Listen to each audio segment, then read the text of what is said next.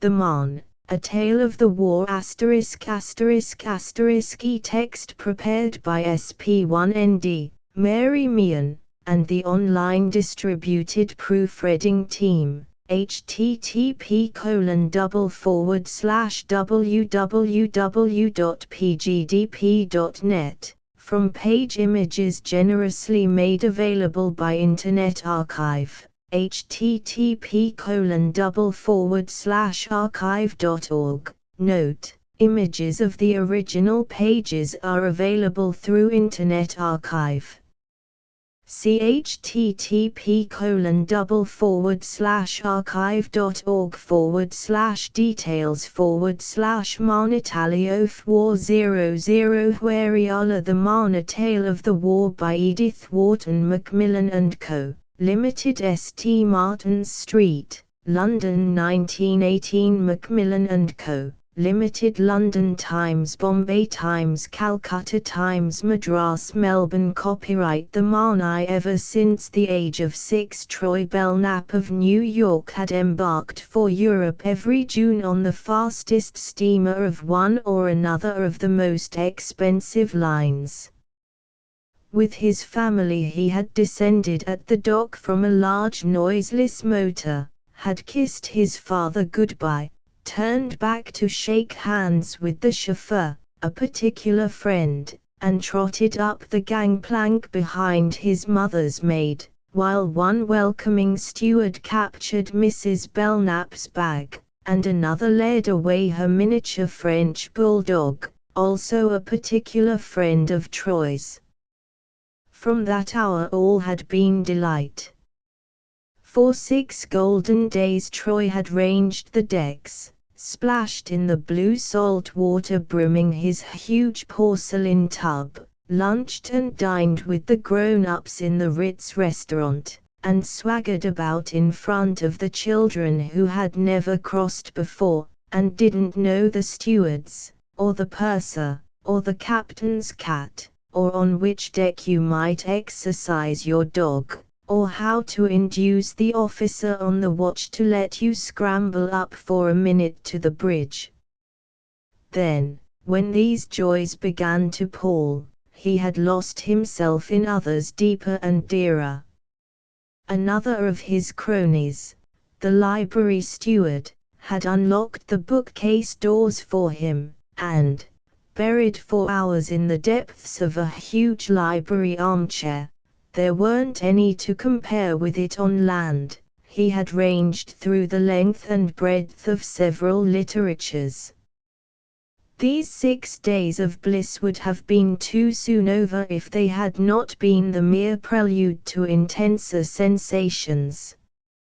On the 7th morning, generally at Cherbourg, Troy Belknap followed his mother, and his mother's maid, and the French bull, up the gangplank and into another large noiseless motor, with another chauffeur, French, this one, to whom he was also deeply attached, and who sat grinning and cap-touching at the wheel.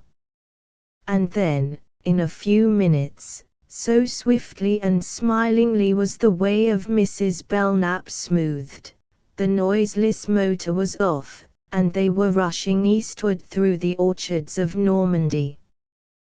The little boy's happiness would have been complete if there had been more time to give to the beautiful things that flew past them, thatched villages with square-towered churches in hollows of the deep green country, or grey shining towns above rivers on which cathedrals seemed to be moored like ships, miles and miles of field and hedge and park falling away from high terraced houses, and little embroidered stone manors reflected in reed-grown moats under ancient trees. Unfortunately, Mrs. Belknap always had pressing engagements in Paris.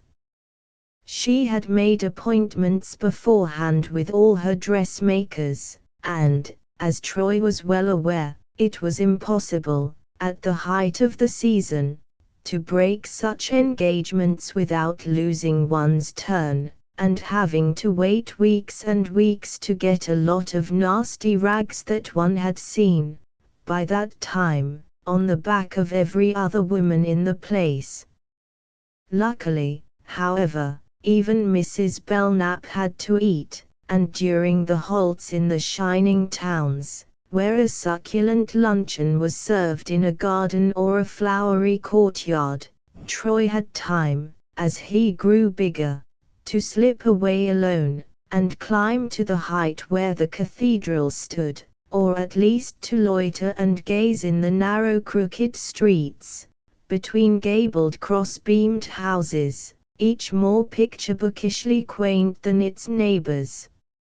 In Paris, in their brightly lit and beflowered hotel drawing-room, he was welcomed by Madame Lebuc, an old French lady smelling of crepe, who gave him lessons and took him and the bulldog for walks, and who, as he grew older, was supplemented, and then replaced, by an ugly vehement young tutor, of half-English descent, whose companionship opened fresh fields and pastures to Troy's dawning imagination. Then in July, always at the same date, Mr. Belknap was deposited at the door by the noiseless motor, which had been down to Havre to fetch him, and a few days later they all got into it, and while Madame Lebuc, pressing a packet of chocolates into her pupil's hand, waved a damp farewell from the doorway, the Pegasus motor flew up the Champs-Élysées, devoured the leafy alleys of the Bois, and soared away to new horizons. Most often they were mountain horizons, for the tour invariably ended in the Swiss Alps. But there always seemed to be new ways, looked out by Mr. Belknap on the map, of reaching their destination, ways lovelier, more winding, more wonderful, that took in vast sweeping visions of France from the Seine to the Rhône. And when Troy grew older the vehement young tutor went with them, and once they all stopped and lunched at his father's house, on the edge of a gabled village in the Argonne, with a view stretching away for miles toward the Vosges and Alsace. Mr. and Mrs. Belknap were very kind people, and it would never have occurred to them to refuse M. Gantier's invitation to lunch with his family, but they had no idea of the emotions stirred in their son's eager bosom by what seemed to them merely a rather inconvenient deviation from their course. Troy himself was hardly aware of these emotions at the time, though his hungry interest in life always made him welcome the least deflection from the expected. He had simply thought what kind jolly people the Gantiers were, and what fun it was to be inside one of the quaint stone houses, with small window panes looking on old box gardens, that he was always being whisked past in the motor. But later he was to relive that day in all its homely details. Too, they were at St. Moritz, as usual. He and M. Gantier had been for a tramp through the Val Sauveterre, and, coming home late, were rushing into their evening clothes to join Mr. and Mrs. Belknap at dinner, as they did now regularly, Troy having reached the virile age of 15, and having to justify the possession of a smoking jacket and patent leather shoes. He was just out of his bath, and smothered in towels, when the tutor opened the door and thrust in a newspaper. "There will be war, I must leave tomorrow." Troy dropped the towels. War. War. War against his beautiful France. And this young man, his dearest friend and companion, was to be torn from him suddenly, senselessly, torn from their endless talks, their long walks in the mountains, their elaborately planned courses of study, archaeology, French literature, medieval philosophy, the Divine Comedy, and vistas beyond, to be torn from all this, and to disappear from Troy Belknap's life into the black gulf of this unfathomable thing called war, that seemed suddenly to have escaped out of the history books. Like a dangerous lunatic escaping from the asylum in which he was supposed to be securely confined. Troy Belknap was stunned. He pulled himself together to bid a valiant farewell to M. Gantier. The air was full of the Marseillaise and Samba Itmers, and everybody knew the Russians would be in Berlin in 6 weeks. But once his tutor was gone, the mystery and horror again closed in on him. France, his France, attacked, invaded, outraged, and he, a poor helpless American boy, who adored her, and could do nothing for her, not even cry, as a girl might. It was bitter. His parents, too, were dreadfully upset, and so were all their friends. But what chiefly troubled them was that they could get no money, no seats in the train, no assurance that the Swiss frontier would not be closed before they could cross the border. These preoccupations seemed to leave them, for the moment, no time to think about France, and Troy, during those first days, felt as if he were an infant Winkelried, with all the shafts of the world's woe gathered into his inadequate breast. For France was his holiday world, the world of his fancy and imagination, a great tracerid window opening on the universe. And now, in the hour of her need, all he heard about him was the worried talk of people planning to desert her. Safe in Paris, Mr. and Mrs. Belknap regained their balance. Having secured, for a sum that would have fitted up an ambulance, their passages on a steamer sailing from England, they could at length look about them, feel sorry, and subscribe to all the budding war charities. They even remembered poor Madame Lebuck, stranded by the flight of all her pupils, and found a job for her in a refugee bureau. Then, just as they were about to sail, Mrs. Belknap had a touch of pneumonia, and was obliged to postpone her departure, while Mr. Belknap, jamming his possessions into a single suitcase, dashed down to Spain to take ship at Malaga.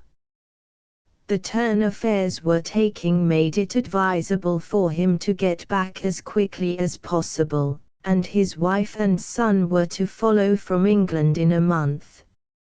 All the while there came no news of M. Gantier.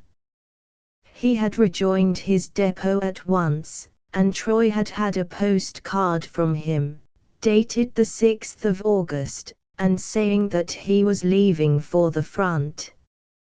After that, silence.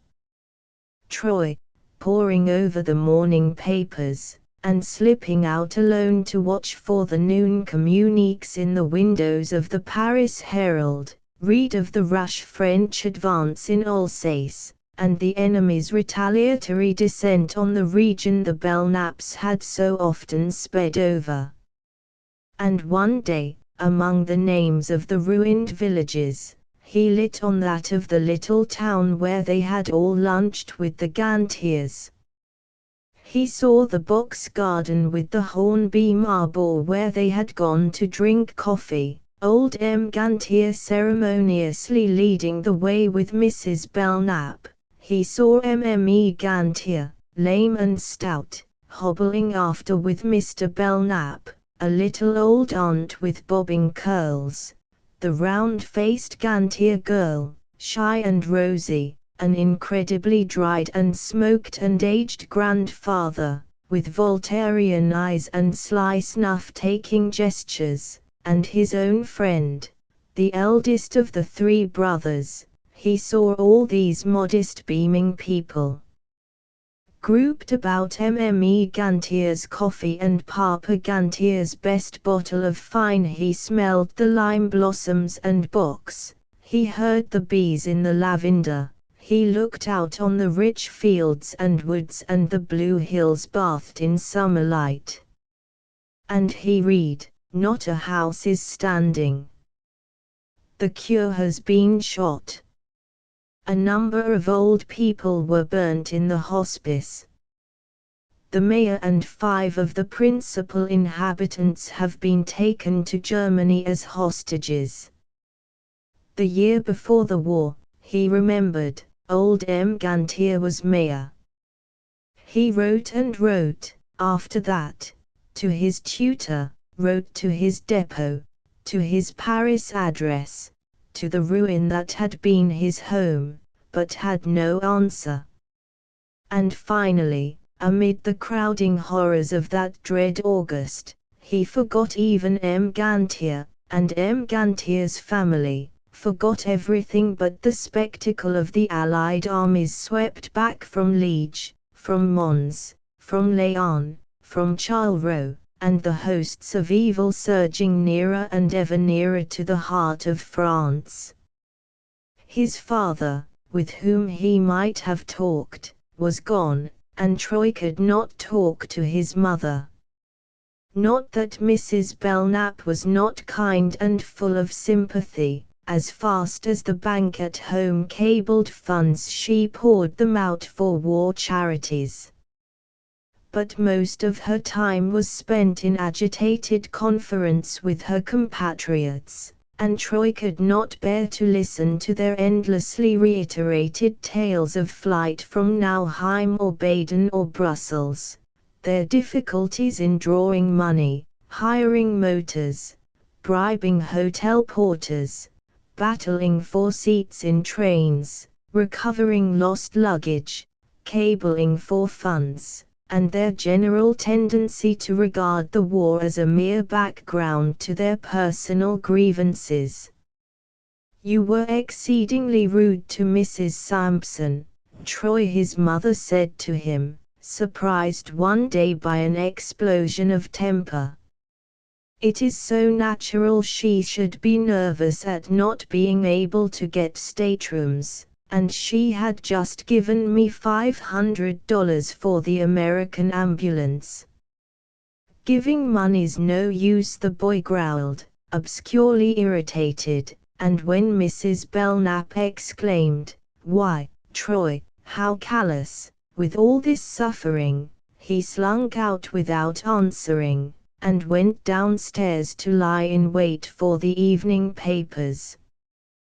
The misery of feeling himself a big boy, long-limbed, strong-limbed, old enough for evening clothes, champagne, the classics, biology, and views on international politics, and yet able to do nothing but hang about marble hotels and pore over newspapers, while rank on rank, and regiment on regiment, the youth of France and England, swung through the dazed streets and packed the endless trains.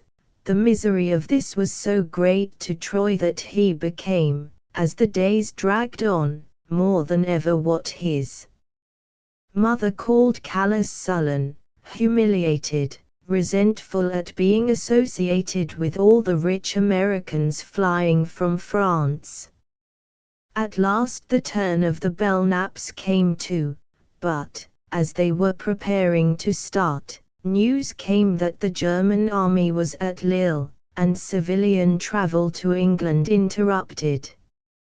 It was the fateful week, and every name in the bulletins, Amiens, Compiègne, Reims, Millau, Senlis, evoked in Troy Belknap's tortured imagination visions of ancient beauty and stability.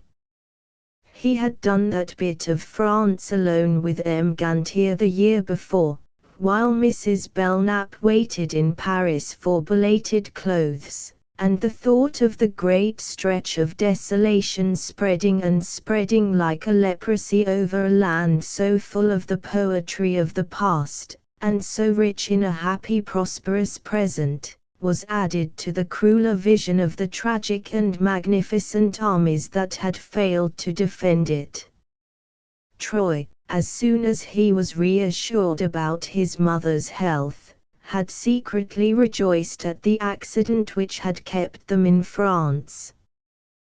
But now his joy was turned to bitterness.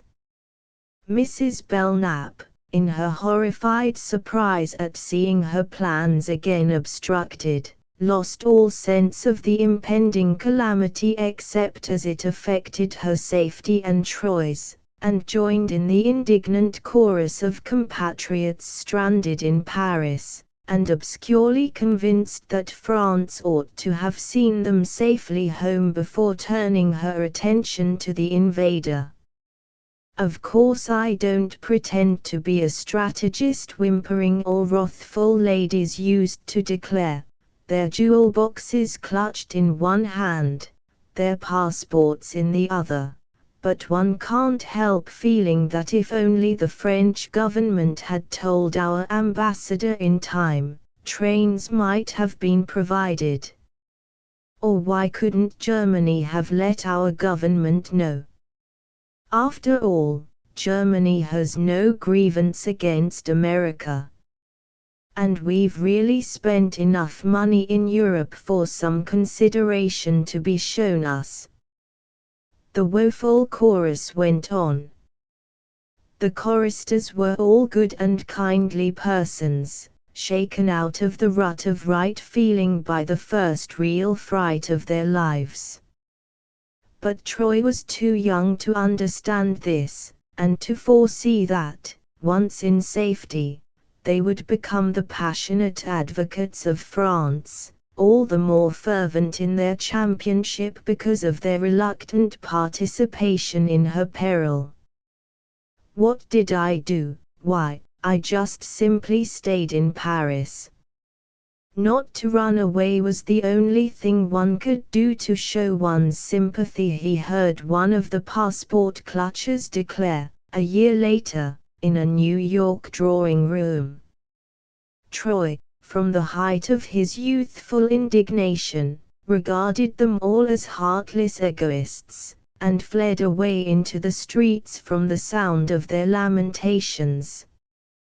But in the streets was fresh food for misery, for every day the once empty vistas were filled with trains of farm wagons, drawn by slow country horses, and heaped with furniture and household utensils, and beside the carts walked lines of haggard people, old men and women with vacant faces, mothers hugging hungry babies, and children limping after them with heavy bundles. The fugitives of the Marne were pouring into Paris. Troy dashed into the nearest shops, bought them cakes and fruit, followed them to the big hippodrome where they were engulfed in the dusty arena, and finally, in despair at his inability to do more than gape and pity, tried to avoid the streets they followed on their way into Paris from Saint Denis and Vincennes. Then one day, in the sunny desert of the Place de la Concorde, he came on a more cheering sight.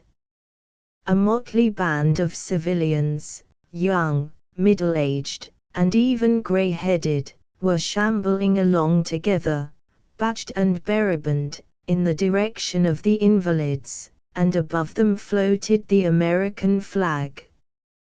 Troy flew after it, and caught up with the last marchers. "Where are we going?" Foreign Legion, an olive-faced Dago answered joyously in broken American. "All United States citizens. Come and join up, Sonny." And for one mad moment Troy thought of risking the adventure. But he was too visibly only a schoolboy still, and with tears of envy in his smarting eyes he stood, small and useless, on the pavement, and watched the heterogeneous band under the beloved flag disappearing in the doorway of the registration office. When he got back to his mother's drawing room, the tea table was still surrounded, and a lady was saying, "I've offered anything for a special train, but they won't listen." And another, in a stricken whisper, "If they do come, what do you mean to do about your pearls?" 3. Then came the Marne, and suddenly the foreigners caught in Paris by the German advance became heroes, or mostly heroines, who had stayed to reassure their beloved city in her hour of need. "We all owe so much to Paris," murmured Mrs. Belknap, in lovely convalescent clothes, from her sofa corner. "I'm sure we can none of us ever cease to be thankful for this chance of showing it." She had sold her staterooms to a compatriot who happened to be in England, and was now cabling home to suggest to Mr. Belknap that she should spend the winter in France and take a job on a war charity. She was not strong enough for nursing, but she thought it would be delightful to take convalescent officers for drives in the Bois in the noiseless motor. Troy would love it too, she cabled. Mr. Belknap, however, was unmoved by these arguments. "Future too doubtful," he cabled back. "Insist on your sailing. Staterooms November 10 paid for. Troy must return to school." "Future too doubtful" impressed Mrs. Belknap more than insist, though she made a larger use of the latter word in explaining to her friends why, after all, she was obliged to give up her projected war work.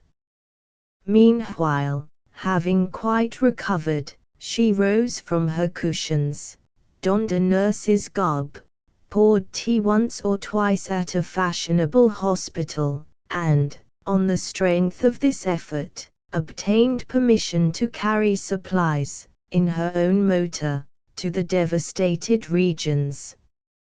Troy of course went with her, and thus had his first glimpse of war. Fresh in his mind was a delicious July day at Reims with his tutor, and the memory of every detail noted on the way, along the green windings of the Marne, by Milhaud, Montmirail and Epinay.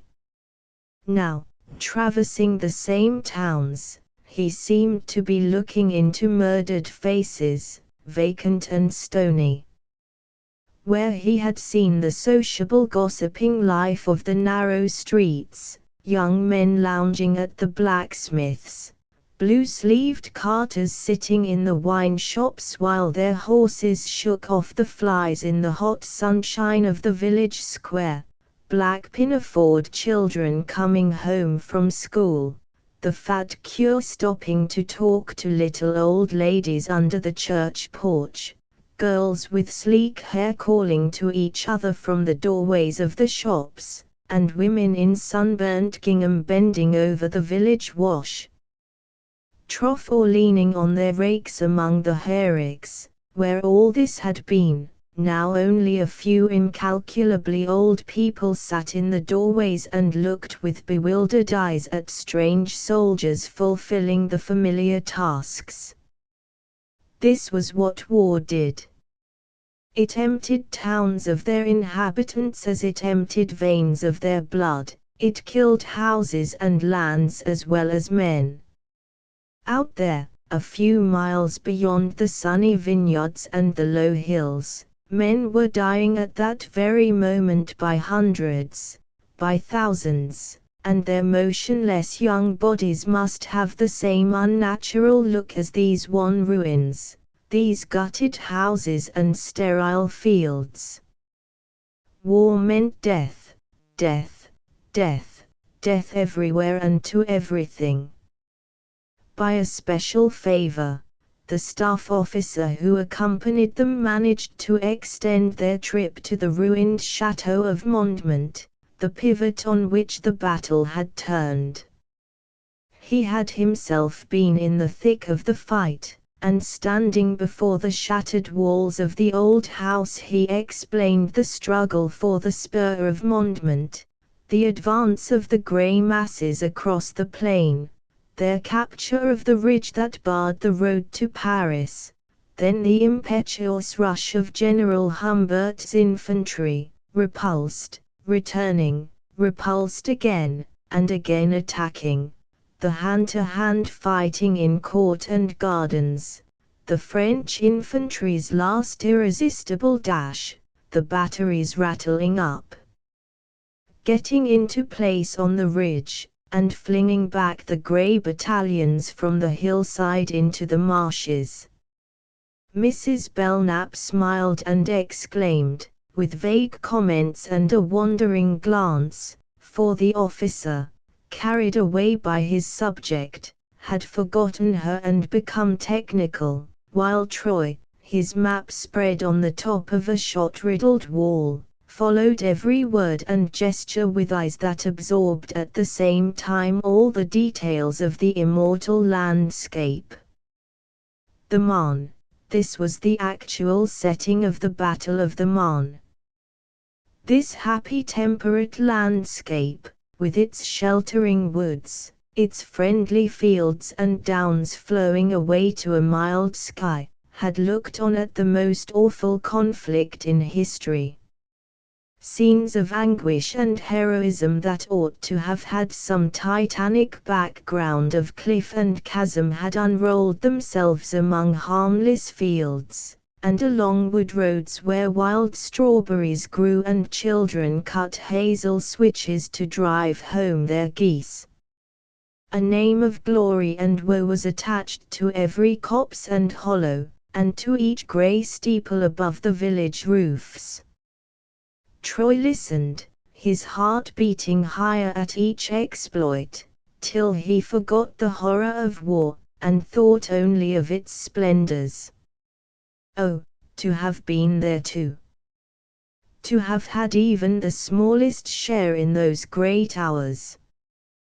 To be able to say, as this young man could say, yes, I was in the Battle of the Marne, to be able to break off, and step back a yard or two, correcting oneself critically, no, it was here the general stood when I told him our batteries had got through. Or, this is the very spot where the first 75 was trained on the valley. I can see the swathes it cut in the Bavarians as they swarmed up at us a third and fourth time. Troy suddenly remembered a bit of Henry V that M. Gantier had been fond of quoting, and gentlemen in England now abed shall think themselves accursed they were not here, and hold their manhood cheap, when any speaks that fought with us. Ah, yes, to have been in the Battle of the Marne. On the way back, below the crest of the hill, the motor stopped at the village church and the officer jumped down. Some of our men are buried here, he said.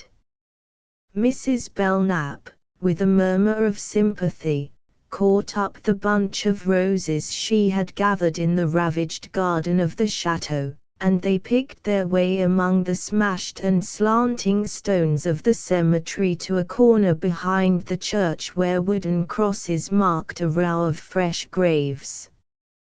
Half-faded flowers in bottles were thrust into the loose earth, and a few tin wreaths hung on the arms of the crosses.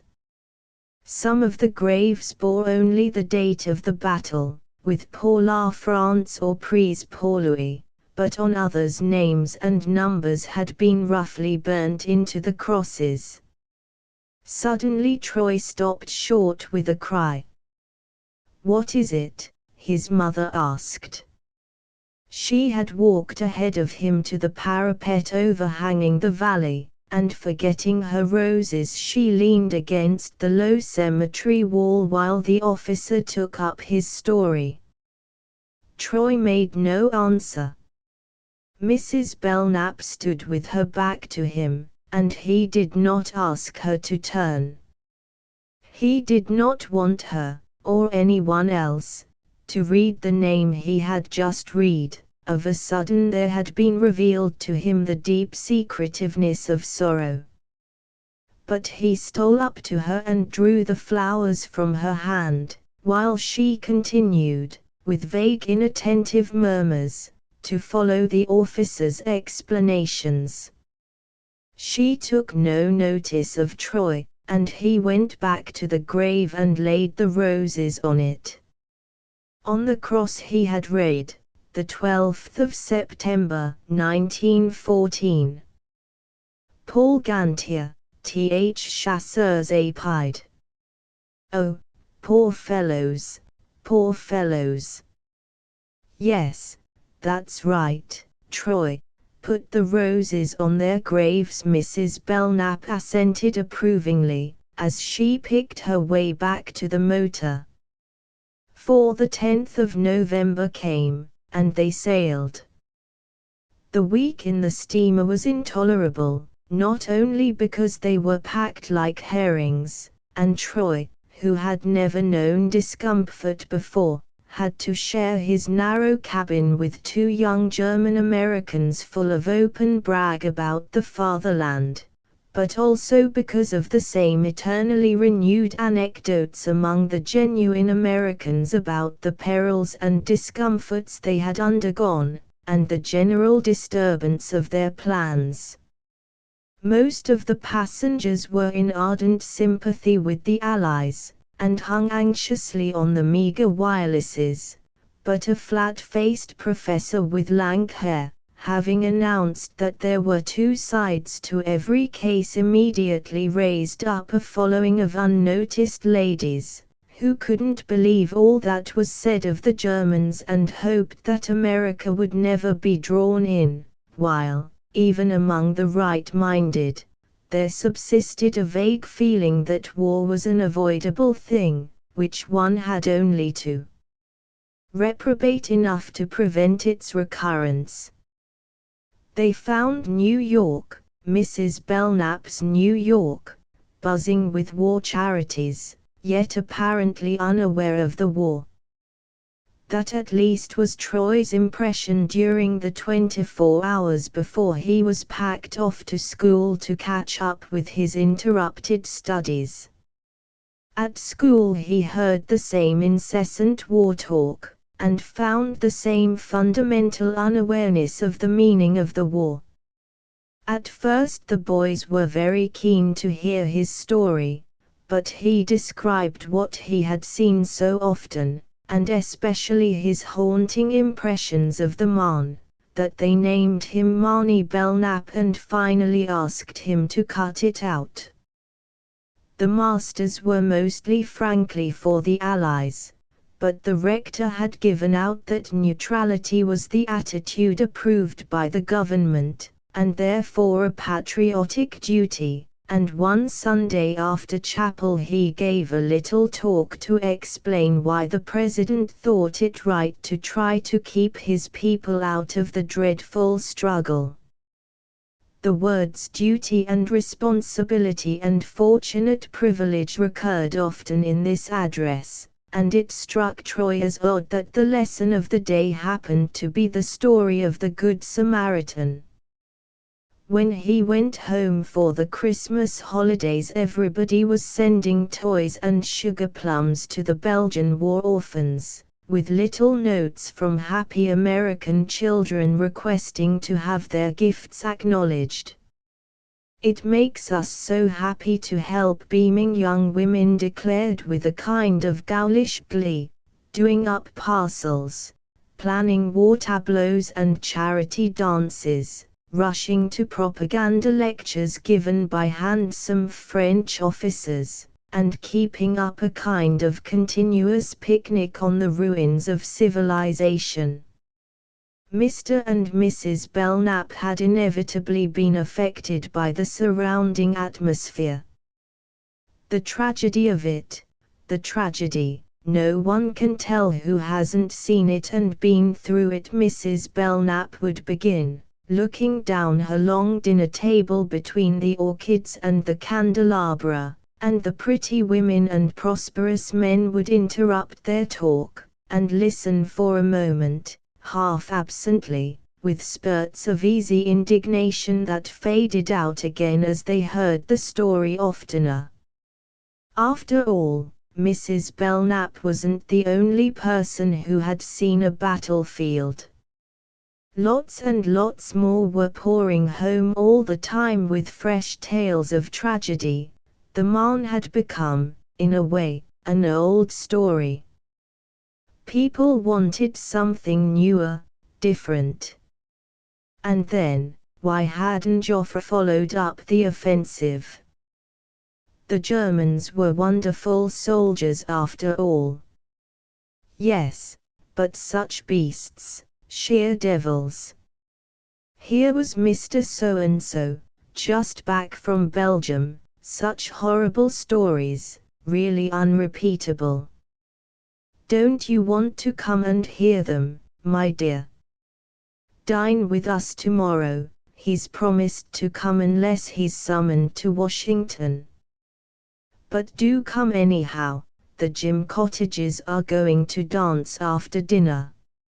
In time Mrs. Belknap, finding herself hopelessly outstoried, out-charioted, out-adventured, began insensibly to take a calmer and more distant view of the war. What was the use of trying to keep up her own enthusiasm when that of her audience had flagged? Wherever she went she was sure to meet other ladies who had arrived from France much more recently, and had done and seen much more than she had. One after another she saw them received with the same eagerness. Of course we all know about the marvelous things you've been doing in France, your wonderful war work. Then, like herself, they were superseded by some later arrival, who had been nearer the front, or had raised more money, or had had an audience of the Queen of the Belgians, or an autograph letter from Lord Kitchener. No one was listened to for long, and the most eagerly sought for were like the figures in a movie show, forever breathlessly whisking past to make way for others. Mr. Belknap had always been less eloquent about the war than his wife, but somehow Troy had fancied he felt it more deeply. Gradually, however, he too seemed to accept the situation as a matter of course, and Troy, coming home for the Easter holidays, found at the family table a large sonorous personage, a senator, just back from Europe, who, after rolling out vague praises of France and England, began insidiously to hint that it was a pity to see such wasted heroism, such suicidal determination on the part of the Allies to resist all offers of peace from an enemy so obviously their superior. She wouldn't be if America came in. Troy blurted out, reddening at the sound of his voice. America, someone playfully interjected, and the senator laughed, and said something about geographical immunity. They can't touch us. This isn't our war, young man. It may be by the time I'm grown up, Troy persisted, burning redder. Well, returned the senator good-humoredly, you'll have to hurry, for the economists all say it can't last more than a year longer. Lord Reading told me, there's been misery enough, in all conscience, sighed a lady, playing with her pearls, and Mr. Belknap added gravely, by the time Troy grows up I hope wars and war talk will be over for good and all. Oh, "Well, at his age every fellow wants to go out and kill something," remarked one of his uncles sympathetically. Troy shuddered at the well-meant words. To go out and kill something. They thought he regarded the war as a sport, just as they regarded it as a moving picture show. As if anyone who had had even a glimpse of it could ever again think with joy of killing. His boy's mind was sorely exercised to define the urgent emotions with which it labored. To save France, that was the clear duty of the world, as he saw it. But none of these kindly careless people about him knew what he meant when he said France. Bits of M. Gantier's talk came back to him, embodying that meaning. Whatever happens, keep your mind keen and clear, open as many windows on the universe as you can. To Troy, France had been the biggest of those windows. The young tutor had never declaimed about his country, he had simply told her story and embodied her ideals in his own impatient, questioning and yet ardent spirit.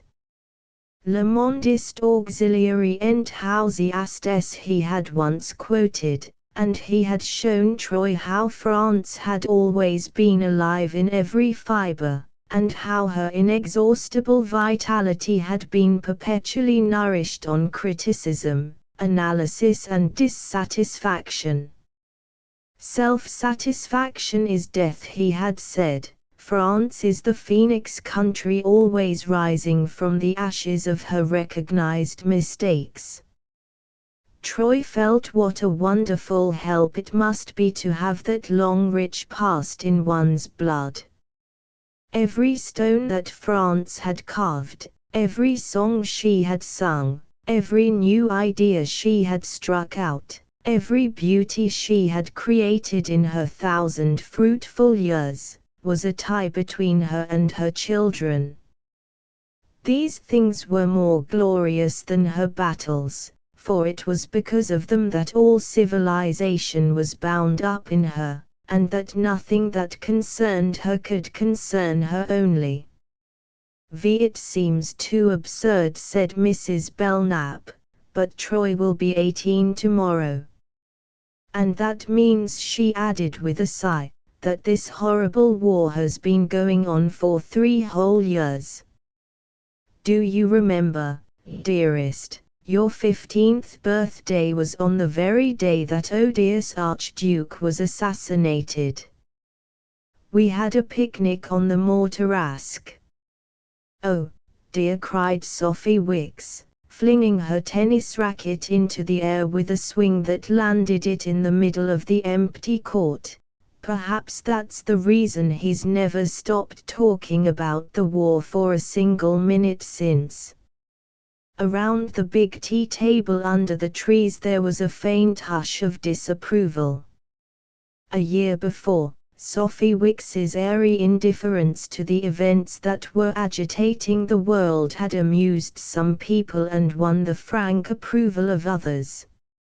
She did not exasperate her friends by professions of pacifism, she simply declared that the war bored her, and after 3 years of vain tension, of effort in the void, something in the baffled American heart whispered that, things being as they were, she was perhaps right.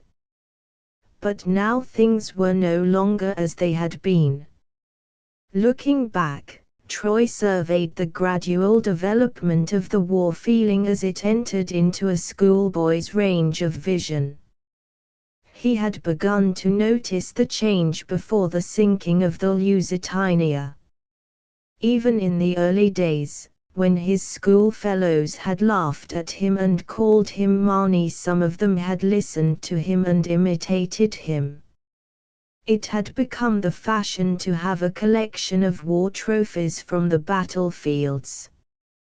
The boys' sisters were adopting war orphans at long distance, and when Troy went home for the holidays he heard more and more talk of war charities, and noticed that the funds collected were no longer raised by dancing and fancy balls. People who used the war as an opportunity to have fun were beginning to be treated almost as coldly as the pacifists. But the two great factors in the national change of feeling were the Lusitania and the training camps. The Lusitania showed America what the Germans were. Plattsburgh tried to show her the only way of dealing with them. Both events called forth a great deal of agitated discussion, for if they focused the popular feeling for war, they also gave the opponents of war in general a point of departure for their arguments.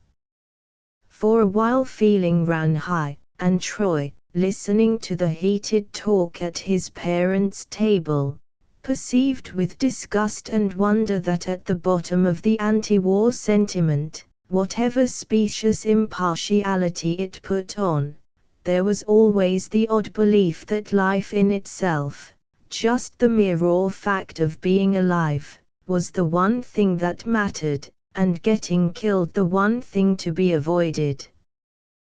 This new standard of human dignity plunged Troy into the lowest depths of pessimism. And it bewildered him as much as it disgusted him, since it did away at a stroke with all that gave any interest to the fact of living. It killed romance, it killed poetry and adventure, it took all the meaning out of history and conduct and civilization.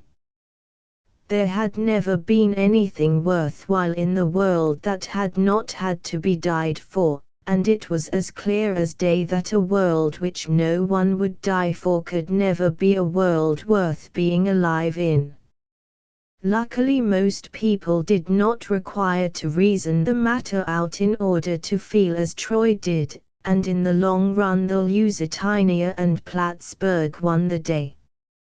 America tore the gag of neutrality from her lips, and with all the strength of her liberated lungs claimed her right to a place in the struggle. The pacifists crept into their holes, and only Sophie Wicks remained unconverted. Troy Belknap, tall and shy and awkward, lay at her feet and blushed and groaned inwardly at her wrong-headedness. All the other girls were war-mad. With the rupture of diplomatic relations the country had burst into flame, and with the declaration of war the flame had become a conflagration. And now, having at last a definite and personal concern in the affair, everyone was not only happier but more sensible than when a perpetually thwarted indignation had had to expend itself in vague philanthropy. It was a peculiar cruelty of fate that made Troy feel Miss Wicks's indifference more than the zeal of all the other young women gathered about the Belknap tennis court. In spite of everything, he found her more interesting, more inexhaustible, more his size, as they said at school, than any of the gay young war goddesses who sped their tennis balls across the Belknap court. It was a Long Island Sunday in June. A caressing warmth was in the air, and a sea breeze stirred the tops of the lime branches. The smell of fresh haycocks blew across the lawn, and a sparkle of blue water and a dipping of white sails showed through the trees beyond the hay fields. Mrs. Belknap smiled indulgently on the pleasant scene. Her judgment of Sophie Wicks was less severe than that of the young lady's contemporaries. What did it matter if a chit of 18, having taken up a foolish attitude, was too self-conscious to renounce it? Sophie will feel differently when she has nursed some of our own soldiers in a French base hospital, she said, addressing herself to the disapproving group. The young girl raised her merry eyebrows. "Who'll stay and nurse Granny if I go to a French base hospital?" "Troy, will you?" she suggested. The other girls about the tea table laughed. Though they were only Troy's age, or younger, they did not mind his being teased, for he seemed only a little boy to them, now that they all had friends or brothers in the training camps or on the way to France. Besides, though they disapproved of Sophie's tone, her argument was unanswerable. They knew her precocious wisdom and self-confidence had been acquired at the head of her grandmother's household, and that there was no one else to look after poor old paralytic Mrs. Wicks and the orphan brothers and sisters to whom Sophie was mother and guardian. 2 or 3 of the young men present were in uniform, and one of them, Mrs. Belknap's nephew, had a captain's double bar on his shoulder. What did Troy Belknap and Sophie Wicks matter to young women playing a last tennis match with heroes on their way to France? The game began again, with much noise and cheerful wrangling. Mrs. Belknap walked toward the house to welcome a group of visitors, and Miss Wicks remained beside the tea table, alone with Troy. She was leaning back in a wide basket chair, her thin ankles in white open-work stockings thrust out under her short skirt, her arms locked behind her thrown-back head. Troy lay on the ground and plucked at the tufts of grass at his elbow.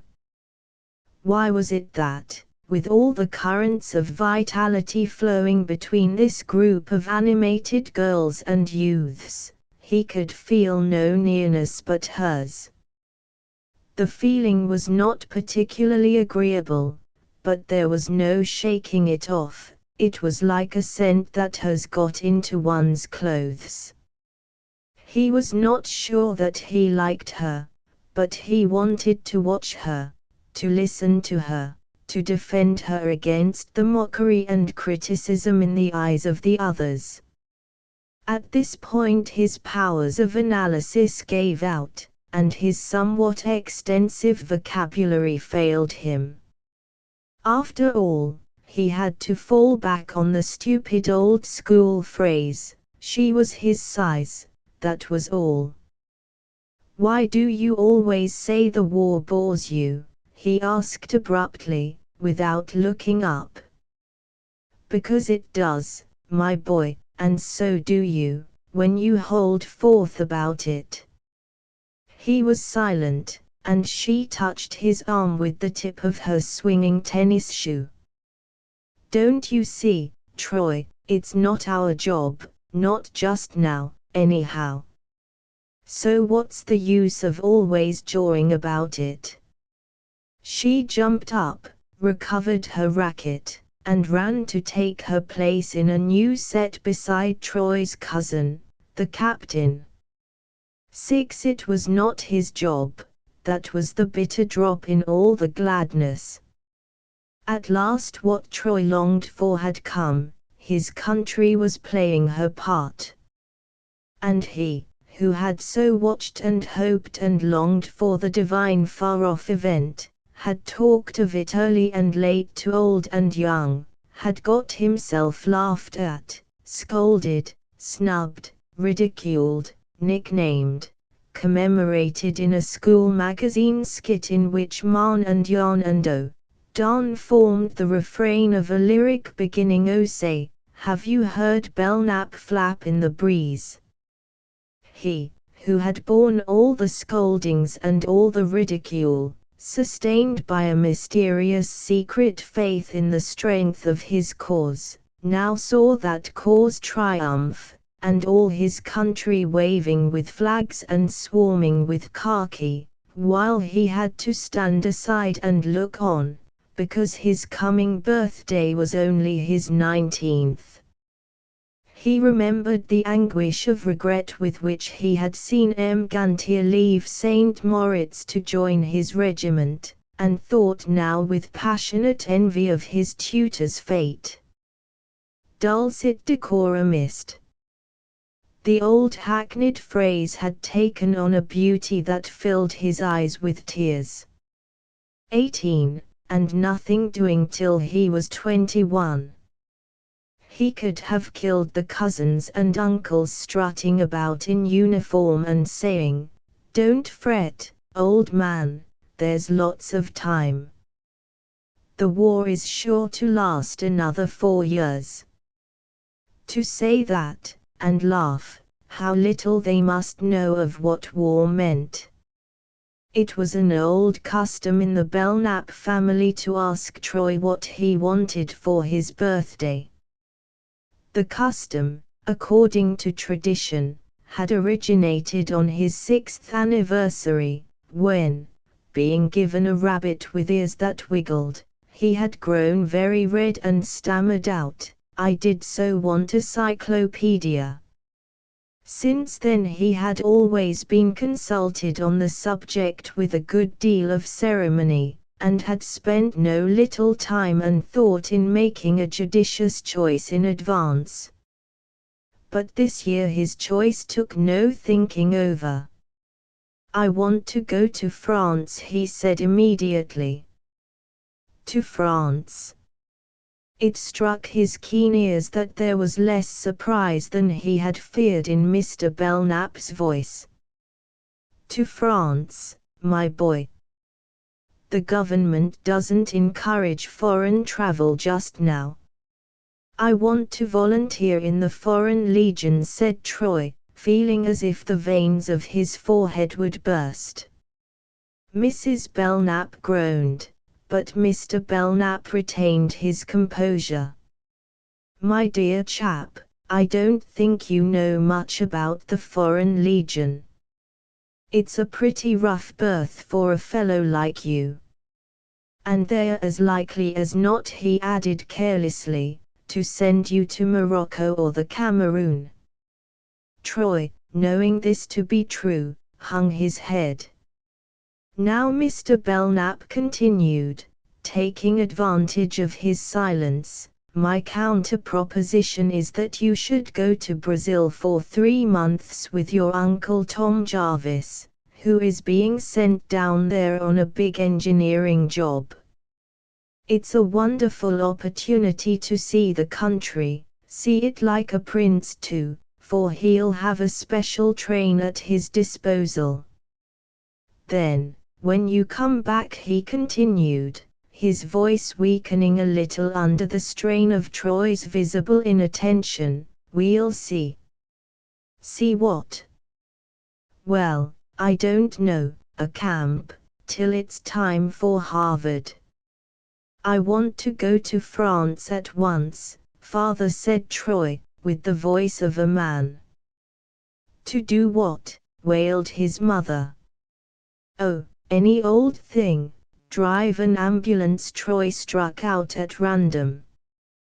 "But, dearest," she protested, "you could never even learn to drive a Ford runabout."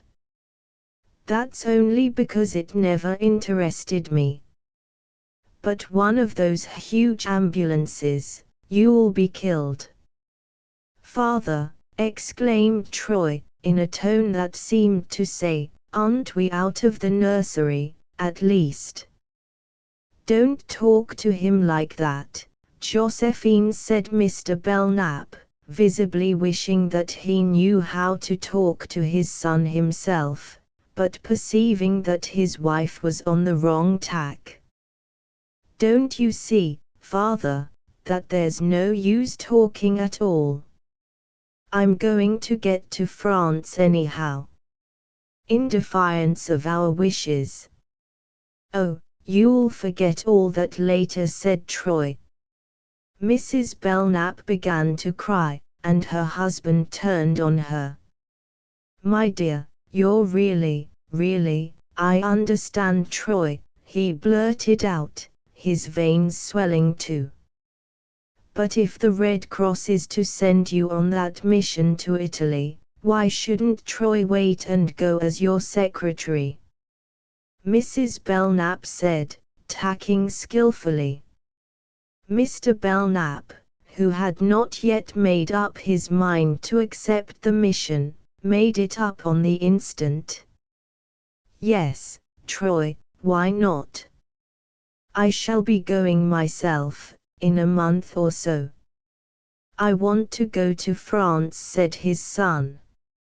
And he added, laughing with sudden courage, "You see, you've never refused me a birthday present yet." 7 France again, France at last. As the cliffs grew green across the bay he could have knelt to greet them. As he hurried down the gangplank with the eager jostling crowd he could have kissed the sacred soil they were treading. The very difficulties and delays of the arrival thrilled and stimulated him, gave him a keener sense of his being already a humble participant in the conflict. Passports, identification papers, sharp interrogatories, examinations, the enforced surrendering of keys and papers, how different it all was from the old tame easy landings, with the noiseless motor waiting at the dock, and France lying safe and open before them whichever way they chose to turn. On the way over many things had surprised and irritated him, not least the attitude of some of his fellow passengers. The boat swarmed with young civilians, too young for military service, or having, for some more or less valid reason, been exempted from it. They were all pledged to some form of relief work, and all overflowing with zeal. France was as often on their lips as on Troy's. But some of them seemed to be mainly concerned with questions of uniform and rank. The steamer seethed with wrangles and rivalries between their various organizations, and now and then the young crusaders seemed to lose sight of the object of their crusade, as had too frequently been the case with their predecessors. Very few of the number knew France or could speak French, and most of them were full of the importance of America's mission. This was liberty's chance to enlighten the world, and all these earnest youths apparently regarded themselves as her chosen torch-bearers. "We must teach France efficiency," they all said with a glowing condescension. The women were even more sure of their mission, and there were plenty of them, middle-aged as well as young, in uniform too, cocked-hatted, badged and gaitered, though most of them, apparently, were going to sit in the offices of Paris war charities, and Troy had never noticed that French women had donned khaki for that purpose. France must be purified, these young Columbias proclaimed. Frenchmen must be taught to respect women. We must protect our boys from contamination, the dreadful theaters, and the novels, and the boulevards. Of course we mustn't be hard on the French, for they've never known home life, or the family, but we must show them. We must set the example. Troy, sickened by their blatancy, had kept to himself for the greater part of the trip, but during the last days he had been drawn into talk by a girl who reminded him of Miss Wicks, though she was in truth infinitely prettier. The evenings below decks were long, and he sat at her side in the saloon and listened to her. Her name was Hinda Warlick, and she came from the Middle West. He gathered from her easy confidences that she was singing in a suburban church choir while waiting for a vaudeville engagement. Her studies had probably been curtailed by the task of preparing a repertory, for she appeared to think that Joan of Arc was a revolutionary hero, who had been guillotined with Marie Antoinette for blowing up the Bastille, and her notions of French history did not extend beyond this striking episode.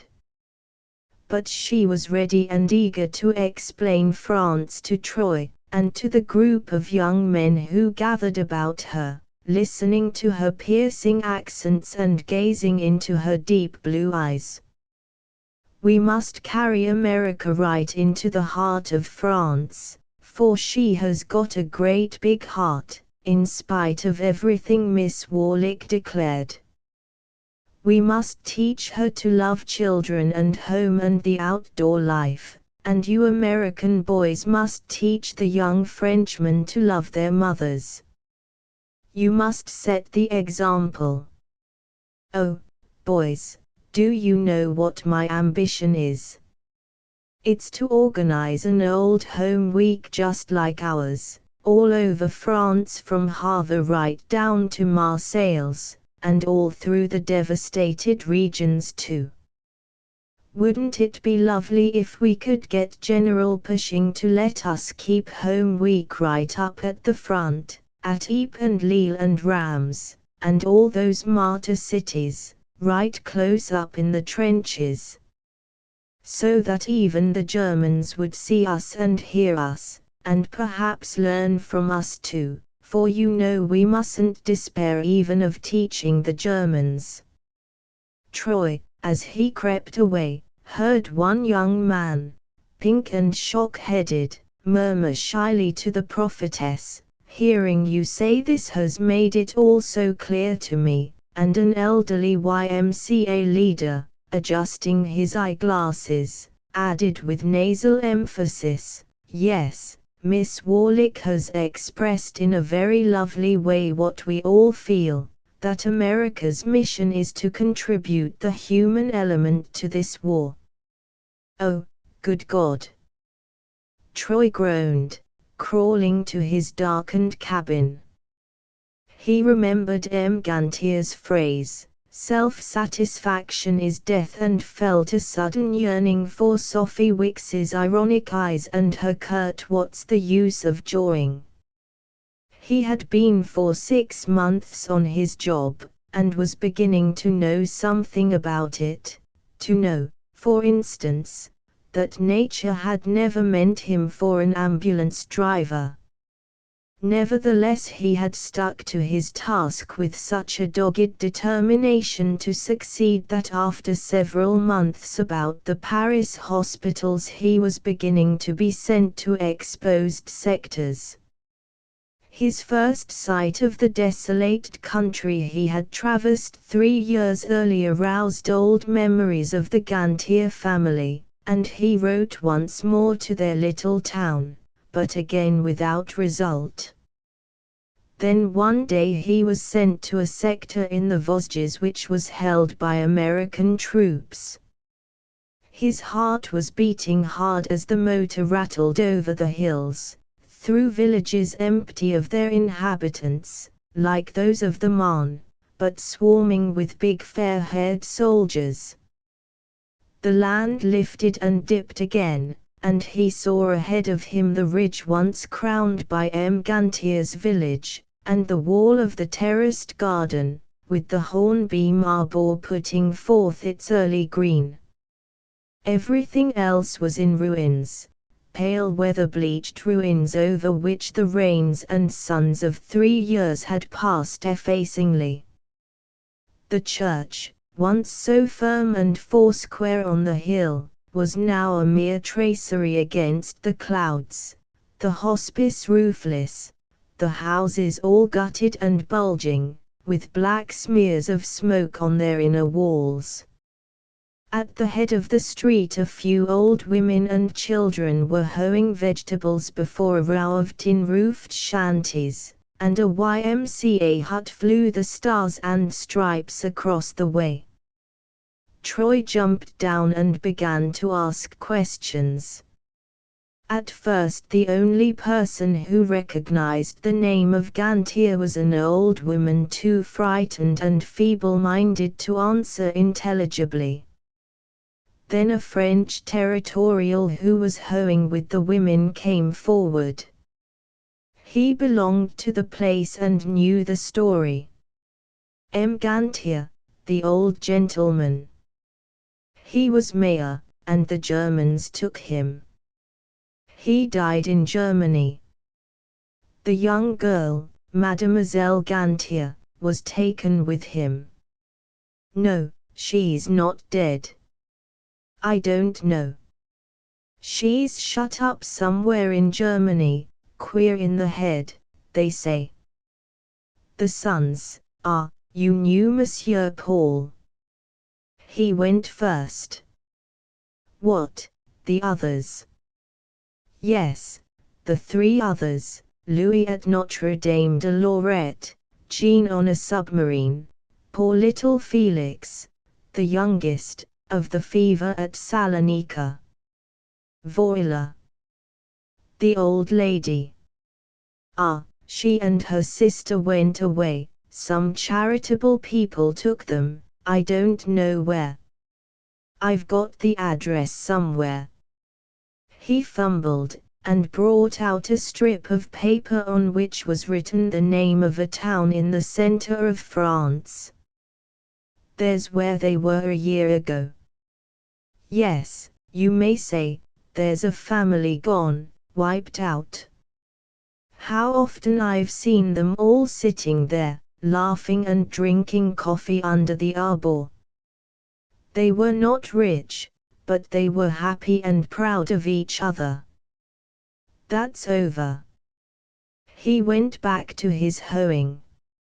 After that, whenever Troy Belknap got back to Paris, he hunted for the surviving Gantiers. For a long time he could get no trace of them, then he remembered his old governess, Mme Lebuck, for whom Mrs. Belknap had found employment in a refugee bureau. He ran down Mme Lebuck, who was still at her desk in the same big room, facing a row of horsehair benches packed with tired people waiting their turn for a clothing ticket or a restaurant card. Mme Lebuck had grown much older, and her filmy eyes peered anxiously through large spectacles before she recognized Troy. Then, after tears and raptures, he set forth his errand, and she began to peer again anxiously, shuffling about the bits of paper on the desk, and confusing her records hopelessly. "Why, is that you?" cried a gay young voice, and there, on the other side of the room, sat one of the young war goddesses of the Belknap tennis court, trim, uniformed, important, with a row of bent backs in shabby black before her desk. Miss Batchford will tell you, she's so quick and clever, Mme Lebuck sighed, resigning herself to chronic bewilderment. Troy crossed to the other desk. An old woman sat before it in threadbare mourning, a crepe veil on her twitching head.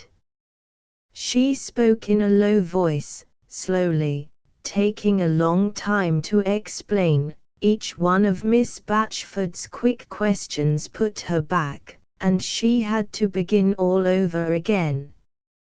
"Oh, these refugees," cried Miss Batchford, stretching a bangled arm above the crepe veil to clasp Troy's hand. "Do sit down, Mr. Belknap. Dépêchez-vous, s'il vous plaît," she said, not too unkindly, to the old woman, and added, to Troy, "There's no satisfying them." At the sound of Troy's name the old woman had turned her twitching head, putting back her veil. Her eyes met Troy's, and they looked at each other doubtfully. Then, "Madame Gantier," he exclaimed. "Yes, Yes, she said, the tears running down her face. Troy was not sure if she recognized him, though his name had evidently called up some vague association. He saw that most things had grown far off to her, and that for the moment her whole mind was centered on the painful and humiliating effort of putting her case to this strange young woman who snapped out questions like a machine. "Do you know her?" asked Miss Batchford, surprised. "I used to, I believe," Troy answered. "You can't think what she wants, just everything. They're all alike. She wants to borrow 500 francs to furnish a flat for herself and her sister." "Well, why not?" "Why, we don't lend money, of course. It's against all our principles. We give work, or relief in kind, that's what I'm telling her." "I see. Could I give it to her?" "What, all that money?" "Certainly not. You don't know them." Troy shook hands and went out into the street to wait for Mme Gantier, and when she came he told her who he was. She cried and shook a great deal, and he called a cab and drove her home to the poor lodging where she and her sister lived. The sister had become weak-minded, and the room was dirty and untidy, because, as Mme Gantier explained, her lameness prevented her from keeping it clean, and they could not afford a charwoman. The pictures of the 4 dead sons hung on the wall, a wisp of crepe above each, with all their ribbons and citations. But when Troy spoke of old M. Gantier and the daughter Mme Gantier's face grew like a stone, and her sister began to whimper like an animal. Troy remembered the territorial's phrase, "You may say, there's a family wiped out." He went away, too shy to give the 500 francs in his pocket. One of his first cares on getting back to France had been to order a headstone for Paul Gantier's grave at Mondement. A week or two after his meeting with Mme Gantier, his ambulance was ordered to Epinay, and he managed to get out to Mondement and have the stone set up and the grave photographed. He had brought some flowers to lay on it, and he borrowed 2 tin wreaths from the neighboring crosses, so that Paul Gantier's mound should seem the most fondly tended of all. He sent the photograph to Mme Gantier, with a 500-franc bill, but after a long time his letter came back from the post office. The 2 old women had gone. 8 in February Mr. Belknap arrived in Paris on a mission. Tightly buttoned into his Red Cross uniform, he looked to his son older and fatter, but more important and impressive than usual. He was on his way to Italy, where he was to remain for 3 months, and Troy learned with dismay that he needed a secretary, and had brought none with him because he counted on his son to fill the post. "You've had nearly a year of this, old man, and the front's as quiet as a church. As for Paris, isn't it too frivolous for you? It's much farther from the war nowadays than New York. I haven't had a dinner like this since your mother joined the Voluntary Rationing League." Mr. Belknap smiled at him across their little table at the Nouveau Luxe. "I'm glad to hear it, about New York, I mean," Troy answered composedly. "It's our turn now. But Paris isn't a bit too frivolous for me." "Which shall it be, father, the Palais Royal, or the Capucines. They say the new review there is great fun. Mr. Belknap was genuinely shocked. He had caught the war fever late in life, and late in the war, and his son's flippancy surprised and pained him. The theatre. We don't go to the theatre. He paused to light his cigar, and added, embarrassed, really, Troy, now there's so little doing here, don't you think you might be more useful in Italy? Troy was anxious, for he was not sure that Mr. Belknap's influence might not be sufficient to detach him from his job on a temporary mission, but long experience in dealing with parents made him assume a greater air of coolness as his fears increased. Well, you see, Father, so many other chaps have taken advantage of the lull to go off on leave that if I asked to be detached now, well, it wouldn't do me much good with my chief, he said cunningly, guessing that if he appeared to yield his father might postpone action. Yes, I see, Mr. Belknap rejoined, impressed by the military character of the argument. He was still trying to get used to the fact that he was himself under orders, and nervous visions of a sort of mitigated court-martial came to him in the middle of pleasant dinners, or jumped him out of his morning sleep like an alarm clock.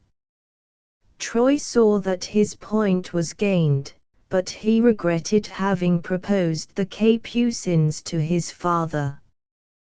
He himself was not shocked by the seeming indifference of Paris. He thought the gay theatres, the crowded shops, the restaurants groaning with abundance, were all healthy signs of the nation's irrepressible vitality. But he understood that America's young zeal might well be chilled by the first contact with this careless exuberance, so close to the lines where young men like himself were dying day by day in order that the curtain might ring up punctually on low-necked reviews, and fat neutrals feast undisturbed on lobster and champagne. Only now and then he asked himself what had become of the Paris of the Marne, and what would happen if ever again, but that of course was nonsense. Mr. Belknap left for Italy, and 2 days afterward Troy's ambulance was roused from semi-inaction and hurried to Beauvais. The retreat from St. Quentin had begun, and Paris was once again the Paris of the Marne.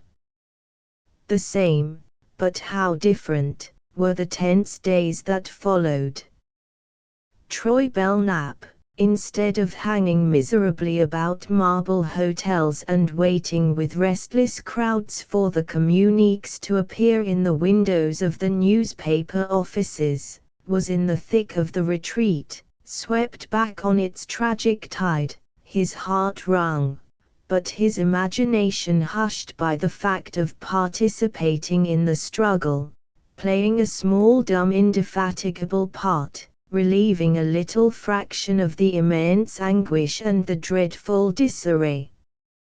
The mere fact of lifting a wounded man so that it wouldn't hurt, of stiffening one's lips to a smile as the ambulance pulled up in the marketplace of a terror-stricken village, of calling out "Nous les tenons" to whimpering women and bewildered old people, of giving a lift to a family of footsore refugees, of prying open a tin of condensed milk for the baby, or taking down the address of a sister in Paris, with the promise to bring her news of the fugitives, the heat and the burden and the individual effort of each minute carried one along through the endless and yet breathless hours, backward and forward,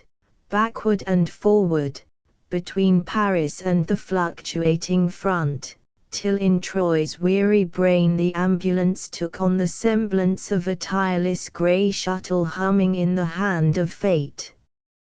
It was on one of these trips that, for the first time, he saw a trainload of American soldiers on the way to the battlefront. He had, of course, seen plenty of them in Paris during the months since his arrival, seen them vaguely roaming the streets, or sitting in front of cafes, or wooed by polyglot sirens in the obscure promiscuity of cinema palaces. At first he had seized every chance of talking to them, but either his own shyness or theirs seemed to paralyze him. He found them, as a rule, bewildered, depressed and unresponsive. They wanted to kill Germans all right, they said, but this hanging around Paris wasn't what they'd bargained for, and there was a good deal more doing back home at Podunk or Tombstone or Skowhegan. It was not only the soldiers who took this depreciatory view of France. Some of the officers whom Troy met at his friends' houses discouraged him more than the enlisted men with whom he tried to make friends in the cafes. They had more definite and more unfavorable opinions as to the country they had come to defend.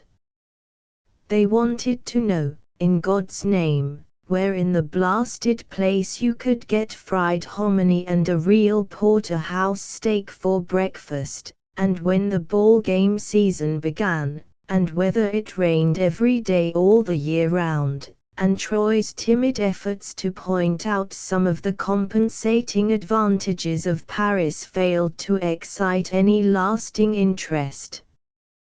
But now he seemed to see a different race of men. The faces leaning from the windows of the train glowed with youthful resolution.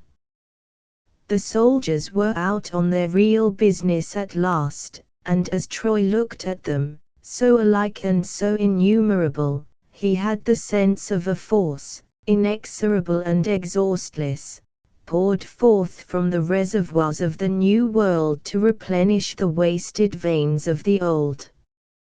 "Hooray!" he shouted frantically, waving his cap at the passing train, but as it disappeared he hung his head and swore under his breath.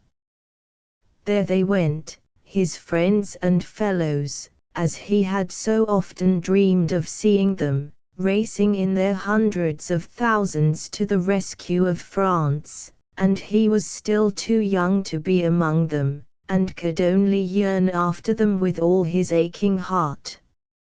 After a hard fortnight of day and night work he was ordered a few days off, and sulkily resigned himself to inaction. For the first 24 hours he slept the leaden sleep of weary youth, and for the next he moped on his bed in the infirmary. But the third day he crawled out to take a look at Paris. The long-distance bombardment was going on, and now and then, at irregular intervals, there was a more or less remote crash, followed by a long reverberation. But the life of the streets was not affected. People went about their business as usual, and it was obvious that the strained look on every face was not caused by the random fall of a few shells, but by the perpetual vision of that swaying and receding line on which all men's thoughts were fixed. It was sorrow, not fear, that Troy read in all those anxious eyes, sorrow over so much wasted effort, such high hopes thwarted, so many dear-bought miles of France once more under the German heel. That night when he came home he found a letter from his mother. At the very end, in a crossed postscript, he read, "Who do you suppose sailed last week? Sophie Wicks. Soon there'll be nobody left." Old Mrs. Wicks died in January, did I tell you, and Sophie has sent the children to Long Island with their governess, and rushed over to do Red Cross nursing. It seems she had taken a course at the Presbyterian without anyone's knowing it. I've promised to keep an eye on the children. Let me know if you see her. Sophie Wicks in France. There was hardly room in his troubled mind for the news. What Sophie Wicks did or did not do had shrunk to utter insignificance in the crash of falling worlds. He was rather sorry to have to class her with the other hysterical girls fighting for a pretext to get to France, but what did it all matter, anyhow? On the way home he had overheard an officer in the street telling a friend that the Germans were at Krell. Then came the day when the advance was checked. The glorious counter-attack of General Mangin gave France new faith in her armies, and Paris irrepressibly burst at once into abounding life. It was as if she were ashamed of having doubted, as if she wanted, by a livelier renewal of activities, to proclaim her unshakable faith in her defenders. In the perpetual sunshine of the most golden of springs she basked and decked herself, and mirrored her recovered beauty in the Seine. And still the cloudless weeks succeeded each other, days of blue warmth and nights of silver luster, and still, behind the impenetrable wall of the front, the beast dumbly lowered and waited. Then one morning, toward the end of May, Troy, waking late after an unusually hard day, read, "The new German offensive has begun. The Chemin des Dames has been retaken by the enemy. Our valiant troops are resisting heroically." Ah, now indeed they were on the road to Paris.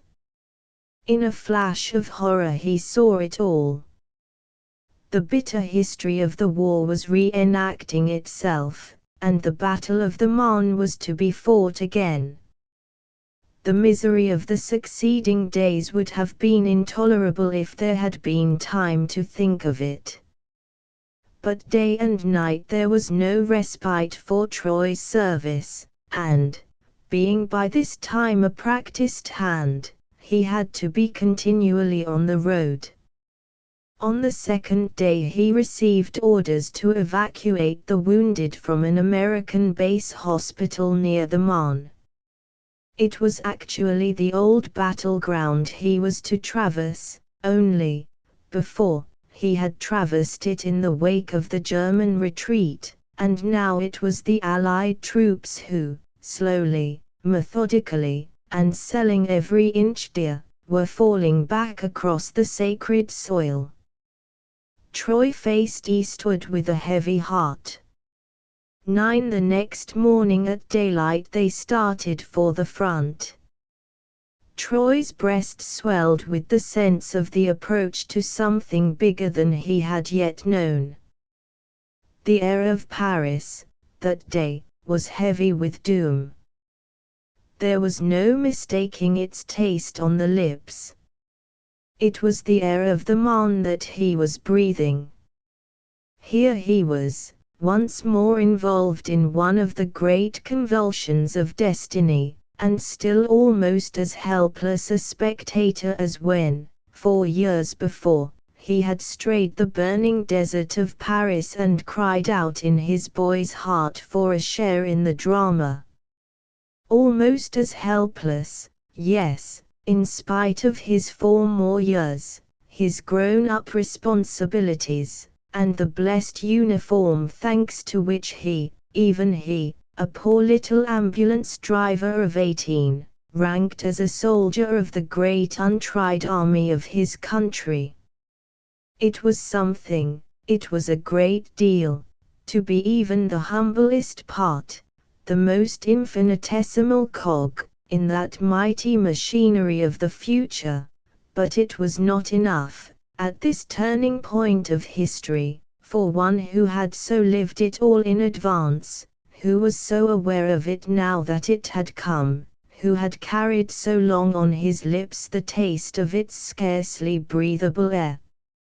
As the ambulance left the gates of Paris, and hurried eastward in the grey dawn, this sense of going toward something new and overwhelming continued to grow in Troy.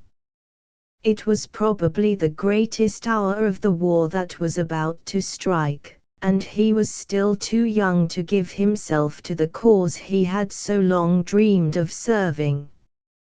From the moment they left the gates, the road was encumbered with huge grey motor trucks, limousines, torpedoes, motorcycles, long trains of artillery, army kitchens, supply wagons, all the familiar elements of the procession he had so often watched unrolling itself endlessly east and west from the Atlantic to the Alps. Nothing new in the sight, but something new in the faces. A look of having got beyond the accident of living, and accepted what lay over the edge, in the dim land of the final. He had seen that look in the days before the Marne. Most of the faces on the way were French. As far as Epernay they met their compatriots only in isolated groups.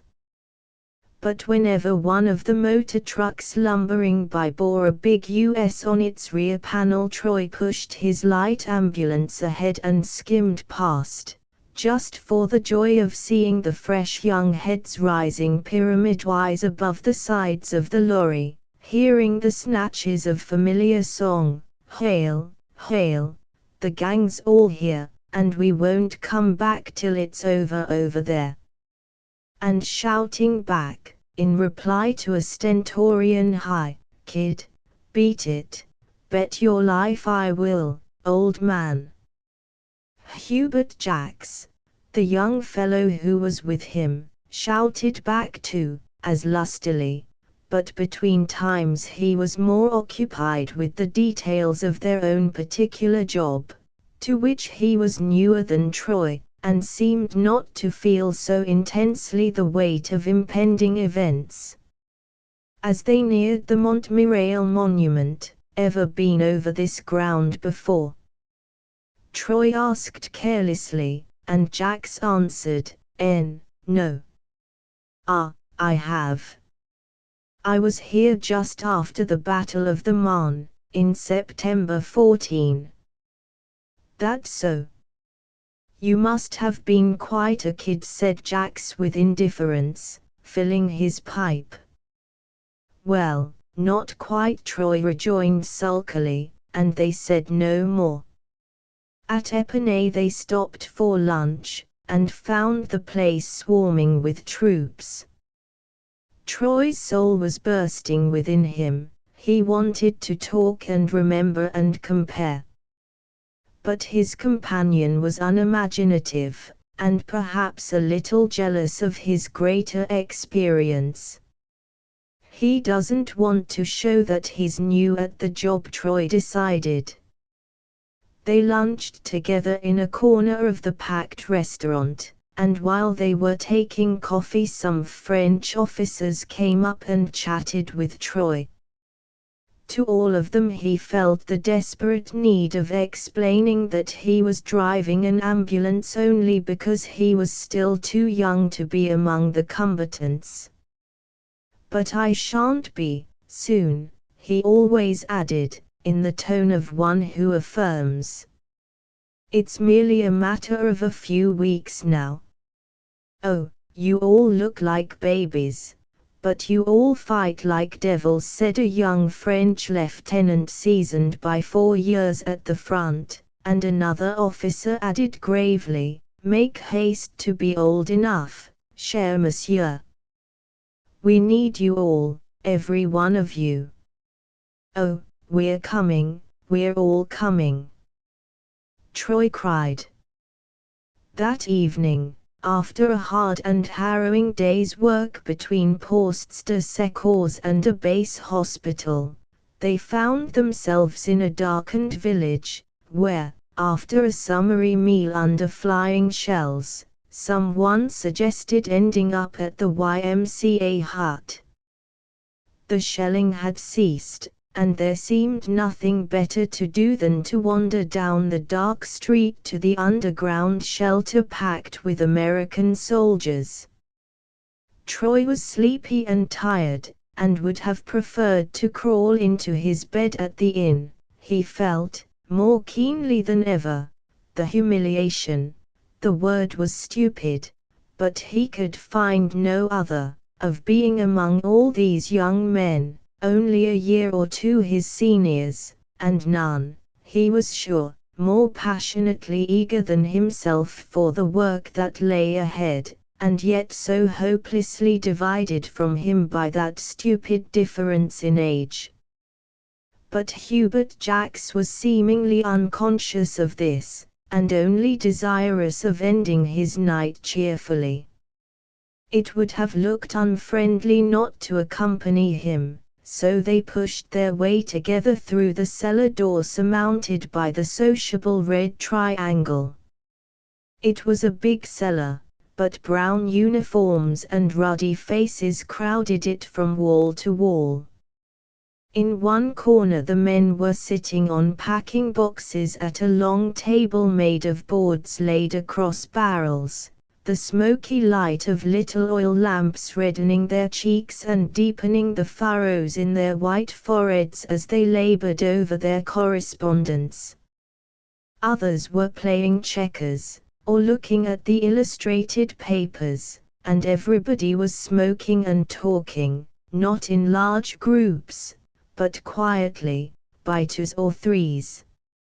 Young women in trig uniforms, with fresh innocent faces, moved among the barrels and boxes, distributing stamps or books, chatting with the soldiers, and being generally homelike and sisterly.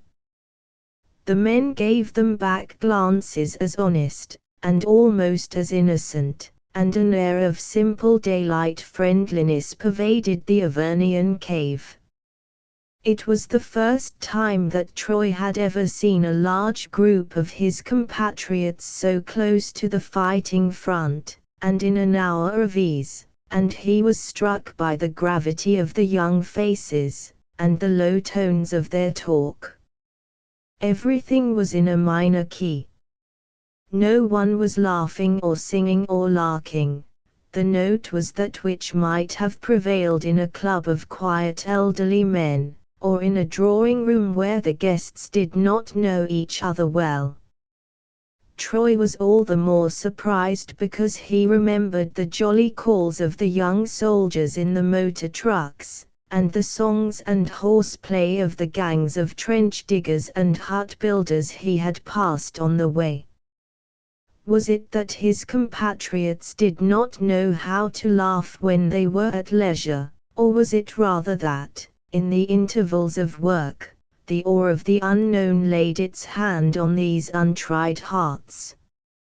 Troy and Jacks perched on a packing box, and talked a little with their neighbors, but presently they were interrupted by the noise of a motor stopping outside.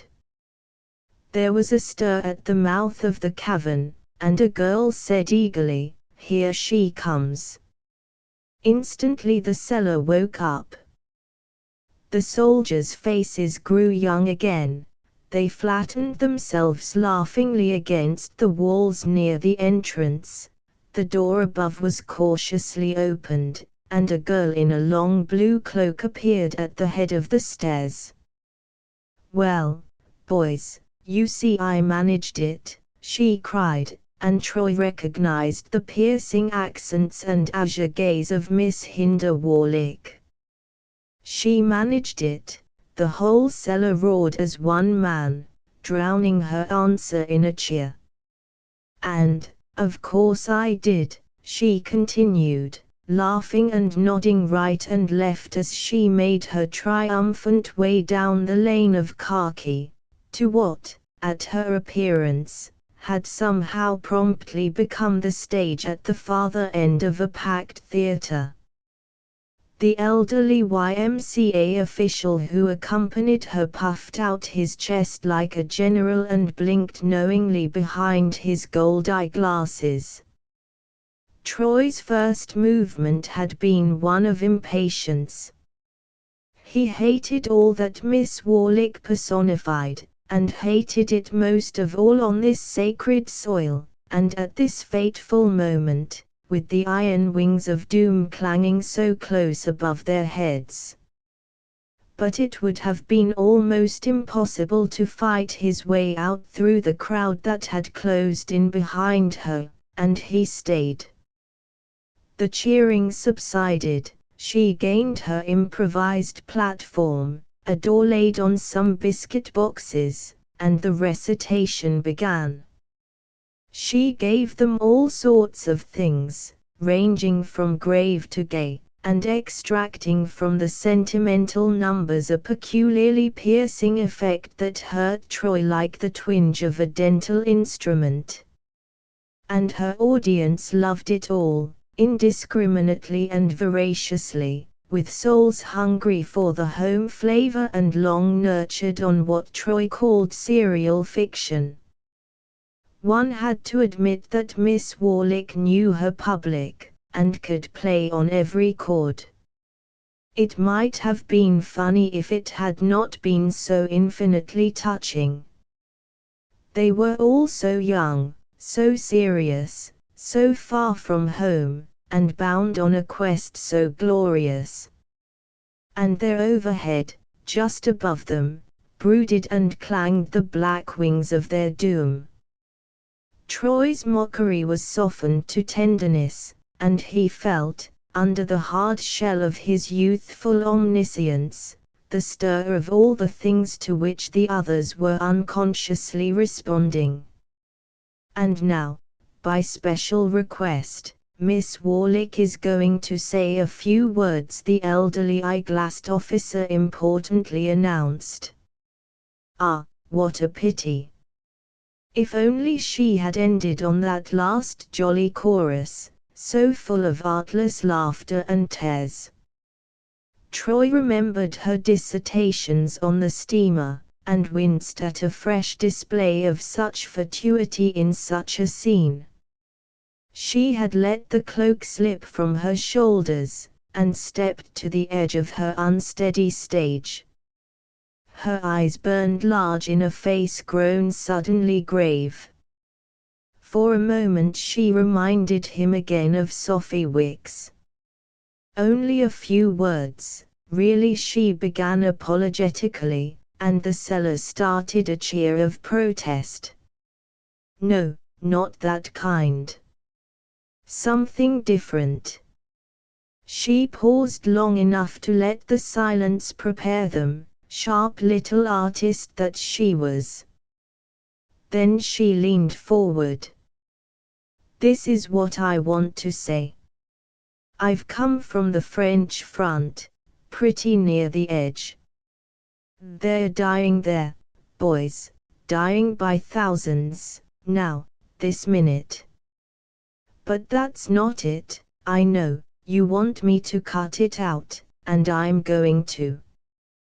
But this is why I began that way, because it was my first sight of things of that sort.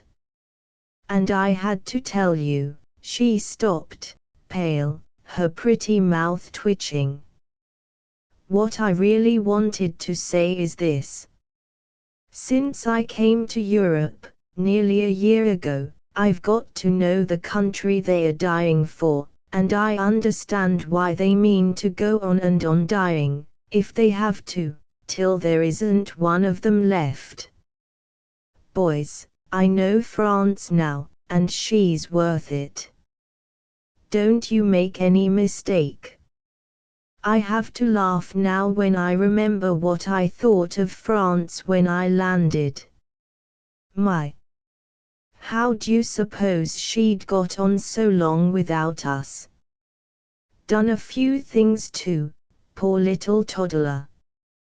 Well, it was time we took her by the hand, and showed her how to behave.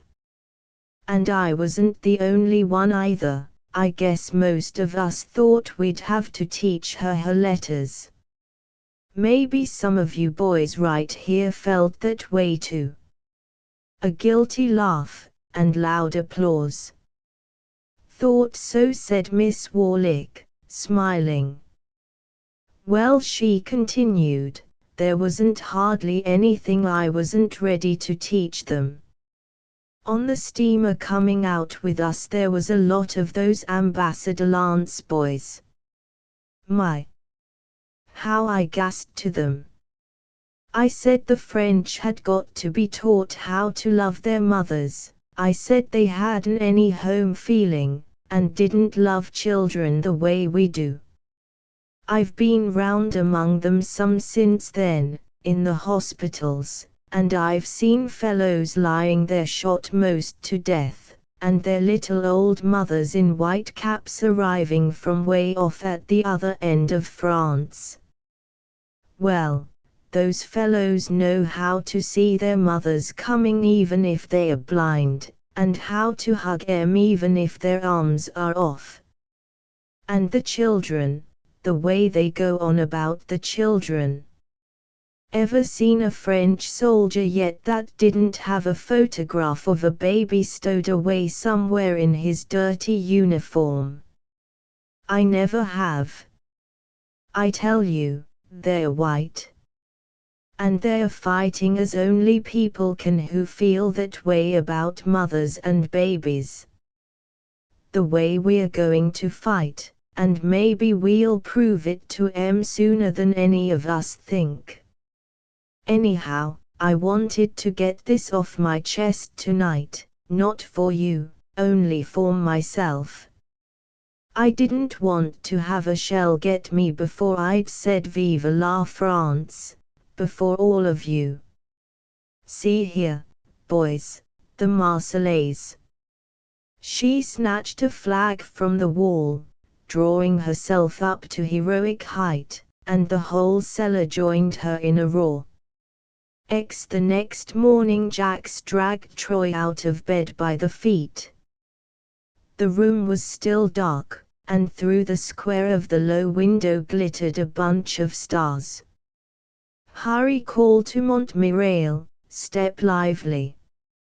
Jax ordered, his voice thick with sleep. All the old names, with every turn of the wheel they seemed to be drawing nearer and nearer to the ravaged spot of earth where Paul Gantier slept his faithful sleep. Strange if, today of all days, Troy should again stand by his friend's grave. They pushed along eastward under the last stars, the roll of the cannon crashing through the quiet dawn.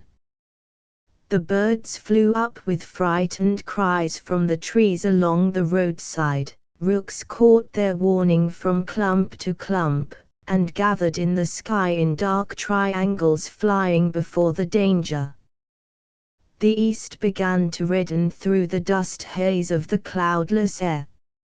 As they advanced, the road became more and more crowded, and the ambulance was caught in the usual dense traffic of the front. Artillery, field kitchens, motor trucks, horse wagons, hay carts packed with refugees, and popping motorcycles zigzagging through the tangle of vehicles.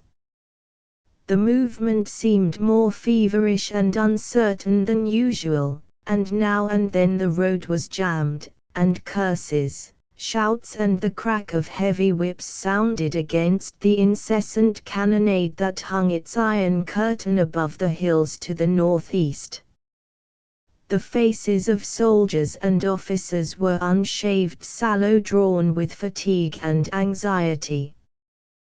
Women crouched sobbing on their piled-up baggage, and here and there, by the roadside, a little country cart had broken down, and the occupants sat on the bank watching the confusion like impassive lookers-on.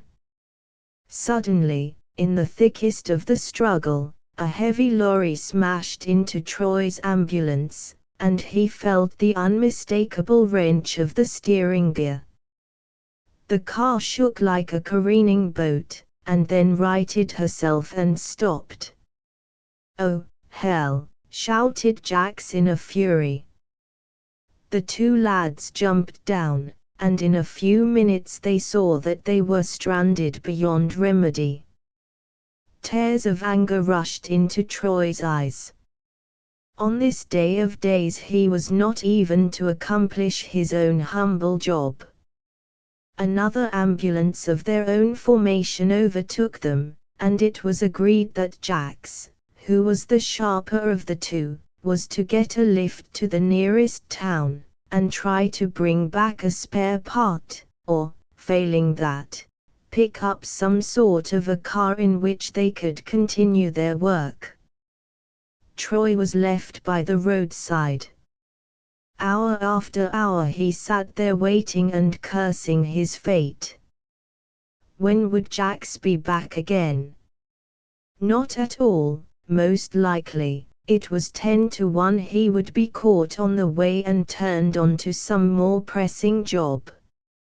He knew, and Troy knew, that their ambulance was for the time being a hopeless wreck, and would probably have to stick ignominiously in its ditch till someone could go and fetch a spare part from Paris. And meanwhile, what might not be happening nearby?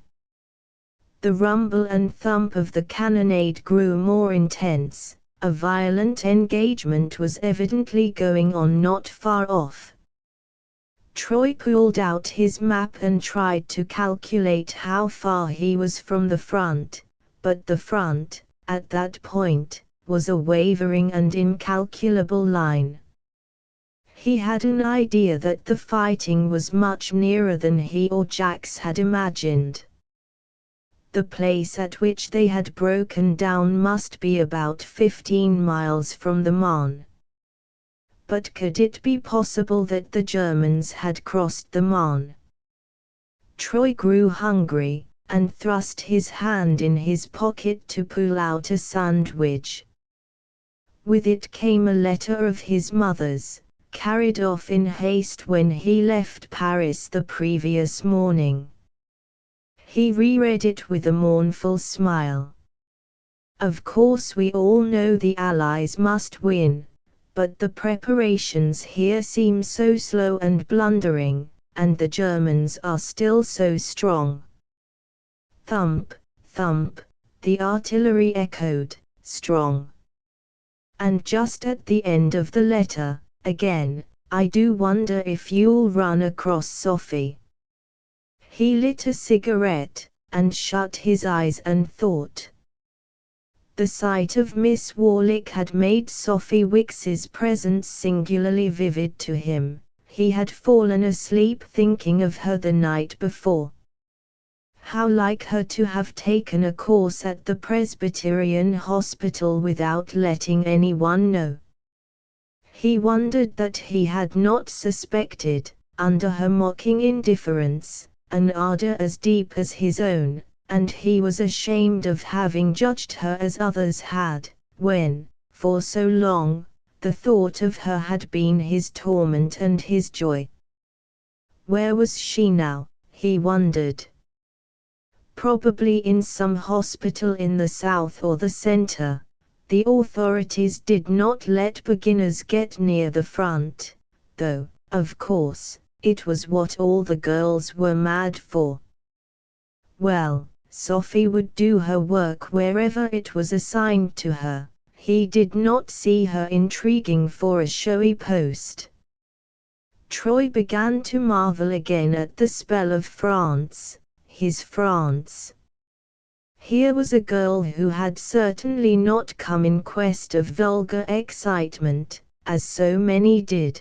Sophie had always kept herself scornfully aloof from the pretty gals who danced and picnicked on the ruins of the world. He knew that her motives, so jealously concealed, must have been as pure and urgent as his own. France, which she hardly knew, had merely guessed at through the golden blur of a 6 weeks midsummer trip. France had drawn her with an irresistible pressure, and the moment she had felt herself free she had come. "Whither thou goest will I go, thy people shall be my people." Yes, France was the Naomi country that had but to beckon, and her children rose and came. Troy was exceedingly tired. He stretched himself on the dusty bank, and the noise of the road traffic began to blend with the cannonade in his whirling brain. Suddenly he fancied the Germans were upon him. He thought he heard the peppering volley of machine guns, shouts, screams, rifle shots close at hand. He sat up and rubbed his eyes. What he had heard was the cracking of whips and the shouting of carters urging tired farm horses along. Down a by-road to his left a stream of haggard country people was pouring from the direction of the Marne. This time only a few were in the carts.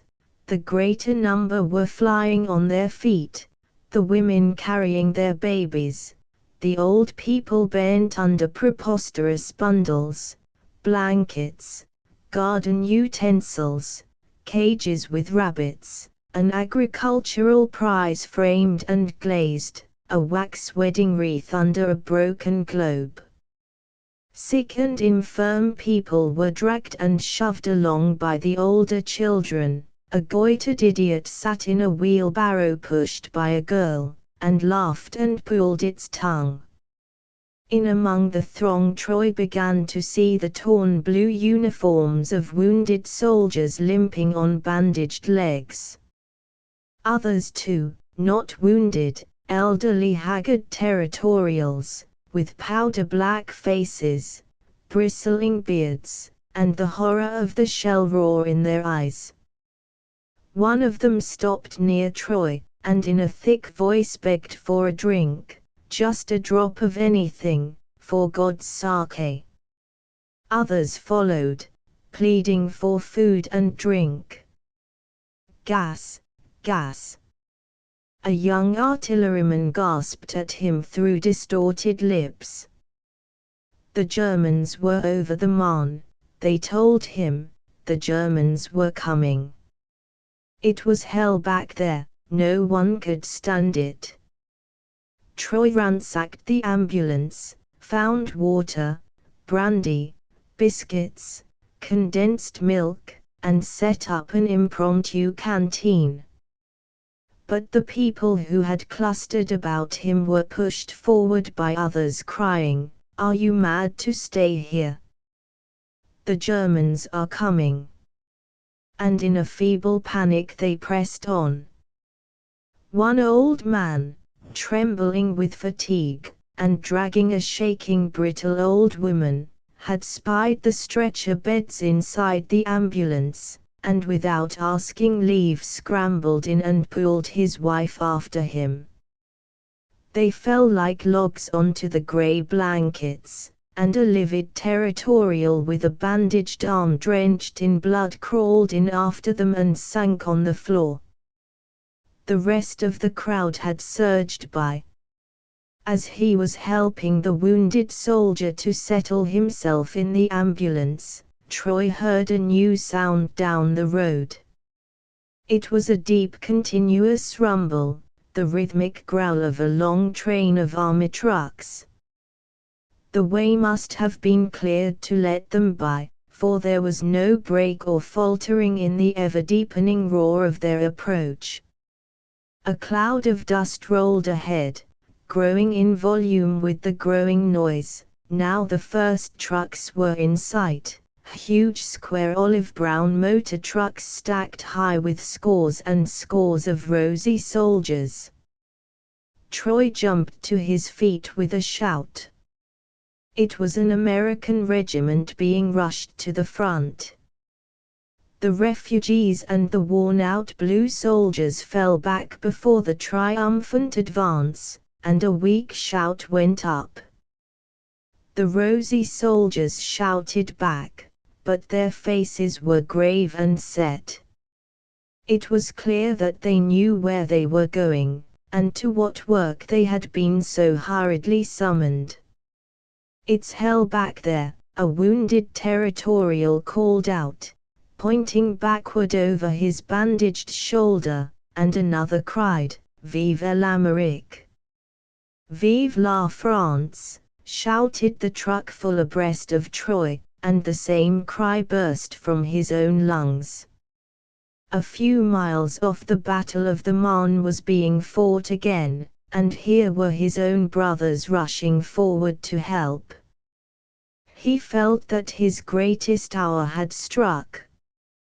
One of the trucks had halted for a minute just in front of him, marking time, and the lads leaning over its side had seen him, and were calling out friendly college calls.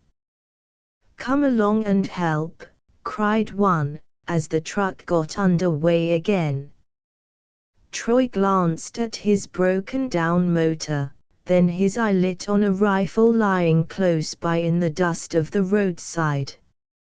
He supposed it belonged to the wounded territorial who had crawled into the ambulance. He caught up the rifle, scrambled up over the side with the soldier's help, and was engulfed among his brothers. Furtively he had pulled the ambulance badge from his collar, but a moment later he understood the uselessness of the precaution. All that mattered to anyone just then was that he was one more rifle for the front. 11 On the way he tried to call up half-remembered snatches of military lore. If only he did not disgrace them by a blunder.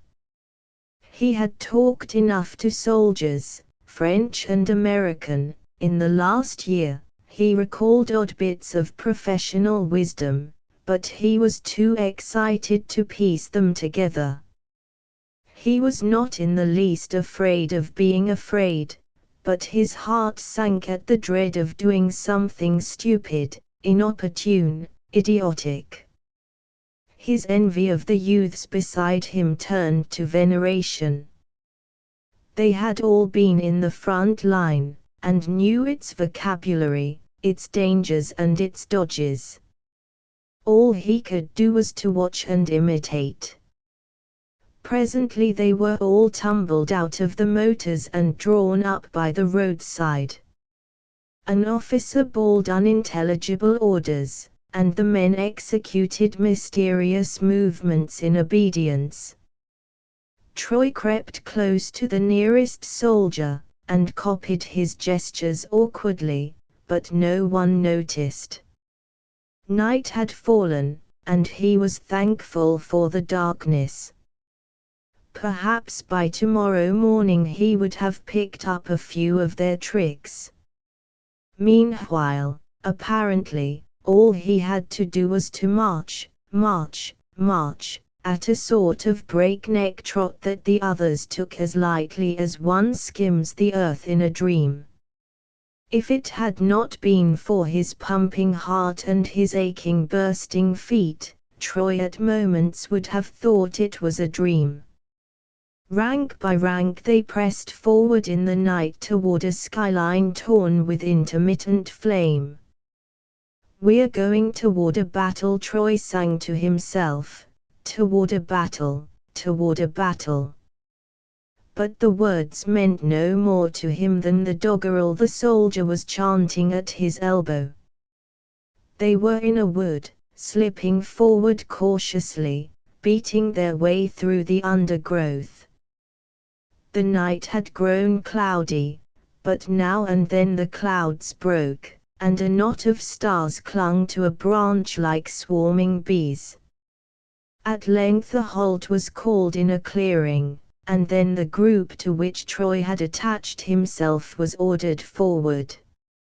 He did not understand the order, but seeing the men moving he followed, like a mascot dog trotting after its company, and they began to beat their way onward, still more cautiously, in little crawling lines of 3 or 4. It reminded Troy of playing Indian in his infancy. "Careful, watch out for 'em," the soldier next to him whispered, clutching his arm at a noise in the underbrush, and Troy's heart jerked back violently, though his legs were still pressing forward. They were here, then. They might be close by in the blackness, behind the next tree hole, in the next clump of bushes. The destroyers of France, old M. Gantier's murderers, the enemy to whom Paul Gantier had given his life. These thoughts slipped confusedly through Troy's mind, scarcely brushing it with a chill wing. His main feeling was one of a base physical fear, and of a newly awakened moral energy which had the fear by the throat and held it down with shaking hands. Which of the two would conquer? How many yards farther would the resolute Troy drag on the limp coward through this murderous wood? That was the one thing that mattered.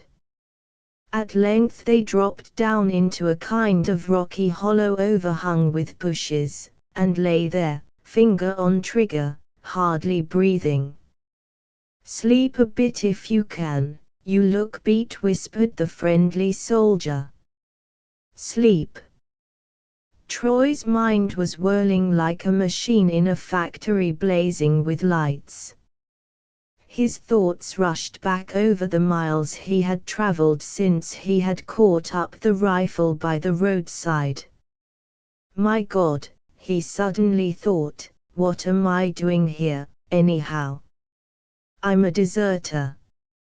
Yes, that was the name he would go by if ever his story became known.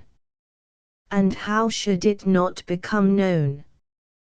He had deserted not only his job, and his ambulance, and Jack's, who might come back at any moment. It was a dead certainty to him now that Jack's would come back, but also, incredible perfidy, the poor worn-out old couple and the wounded territorial who had crawled into the ambulance.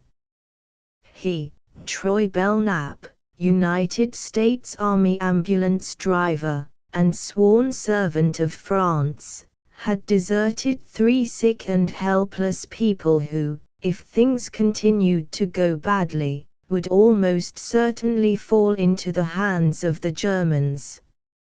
It was too horrible to think of, and so, after a minute or two, he ceased to think of it, at least with the surface of his mind. If it's a court-martial, it's a court-martial, he reflected, and began to stretch his ears again for the sound of men slipping up in the darkness through the bushes.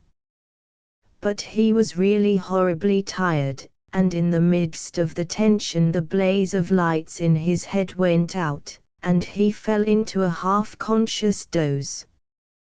When he started into full consciousness again, the men were stirring, and he became aware that the sergeant was calling for volunteers. Volunteers for what? He didn't know and was afraid to ask. But it became clear to him that the one chance to wash his guilt away was that funny old-fashioned phrase, a quotation, and where did it come from? Was to offer himself for the job, whatever it might be. The decision once taken, he became instantly calm, happy and alert. He observed the gesture made by the other volunteers and imitated it. It was too dark for the sergeant to distinguish one man from another, and without comment he let Troy fall into the line of men who were creeping up out of the hollow. The awful cannonade had ceased, and as they crawled along single file between the trees the before dawn twitter of birds rained down on them like dew, and the woods smelled like the woods at home. They came to the end of the trees, and guessed that the dark wavering wall ahead was the edge of a wheat field. Someone whispered that the Marne was just beyond the wheat field, and that the red flares they saw must be over Château Thierry. The momentary stillness laid a reassuring touch on Troy's nerves, and he slipped along adroitly at the tail of the line, alert but cool. Far off the red flares still flecked the darkness, but they did not frighten him. He said to himself, "People are always afraid in their first battle. I'm not the least afraid, so I suppose this is not a battle." And at the same moment there was a small shrieking explosion followed by a horrible rattle of projectiles that seemed to spring up out of the wheat at their feet. The men dropped on their bellies and crawled away from it, and Troy crawled after, sweating with fear. He had not looked back, but he knew that some of the men must be lying where they had dropped, and suddenly it occurred to him that it was his business to go and see. Was it, though? Or would that be disobeying orders again? The ambulance driver's instinct awoke in him, and he did not stop to consider, but turned and crawled back, straight back to the place that the horrible explosion had come from. The firing had stopped, but in the thin darkness he saw a body lying in front of him in the flattened wheat. He looked in the direction from which he had come, and saw that the sergeant and the rest of the men were disappearing to the right. Then he ramped forward again, forward and forward, till he touched the arm of the motionless man and whispered, "Hi, kid, it's me." He tried to rouse the wounded man, to pull him forward, to tow him like a barge along the beaten path in the wheat. But the man groaned and resisted. He was evidently in great pain, and Troy, whom a year's experience in ambulance work had enlightened, understood that he must either be carried away or left where he was. To carry him it was necessary to stand up, and the night was growing transparent, and the wheat was not more than waist high. Troy raised his head an inch or two and looked about him. In the east, beyond the wheat, a pallor was creeping upward, drowning the last stars. Anyone standing up would be distinctly visible against that pallor. With a sense of horror and reluctance and dismay he lifted the wounded man and stood up. As he did so he felt a small tap on his back, between the shoulders, as if someone had touched him from behind. He half turned to see who it was, and doubled up, slipping down with the wounded soldier in his arms. 12 Troy, burning with fever, lay on a hospital bed. He was not very clear where the hospital was, nor how he had got there, and he did not greatly care. All that was left of clearness in his brain was filled with the bitter sense of his failure. He had abandoned his job to plunge into battle, and before he had seen a German or fired a shot he found himself ignominiously laid by the heels in a strange place full of benevolent-looking hypocrites whose least touch hurt him 1,000,000 times more than the German bullet. It was all a stupid agitating muddle, in the midst of which he tried in vain to discover what had become of Jax, what had happened to the ambulance, and whether the old people and the wounded territorial had been heard of. He insisted particularly on the latter point to the cruel shaved faces that were always stooping over him, but they seemed unable to give him a clear answer, or else their cruelty prompted them to withhold what they knew. He groaned and tossed and got no comfort, till, suddenly opening his eyes, he found Jacks sitting by his bed. He poured out his story to Jacks in floods and torrents. There was no time to listen to what his friend had to say. He went in and out of the whole business with him, explaining, arguing, and answering his own arguments. Jacks, passive and bewildered, sat by the bed and murmured, all right," at intervals. Then he too disappeared, giving way to other unknown faces. The third night, someone said it was the third night, the fever dropped a little. Troy felt more quiet, and Jacks, who had turned up again, sat beside him, and told him all the things he had not been able to listen to the first day, all the great things in which he had played an unconscious part. Battle of the Marne. Sure you were in it up to the hilt, you lucky kid. And what a battle it had been. The Americans had taken Vaux and driven the Germans back across the bridge at Château-Thierry. The French were pressing hard on their left flank. The advance on Paris had been checked, and the poor old couple and the territorial in the ambulance had not fallen into enemy hands, but had been discovered by Jacks where Troy had left them, and hurried off to places of safety the same night. As Troy lay and listened, tears of weakness and joy ran down his face. The Germans were back across the Marne, and he had really been in the action that had sent them there. The road to Paris was barred, and Sophie Wicks was somewhere in France. He felt as light as a feather, and if it had not been for his deathly weakness he would have jumped out of bed and insisted on rejoining the ambulance. But as it was he could only lie flat and feebly return Jacks's grin. There was just one thing he had not told Jacks, a little thing that Jacks would not have understood. Out in the wheat, when he had felt that tap on the shoulder, he had turned round quickly, thinking that a friend had touched him. At the same instant he had stumbled and fallen, and his eyes had grown dark. But through the darkness he still felt confusedly that a friend was near, if only he could lift his lids and look.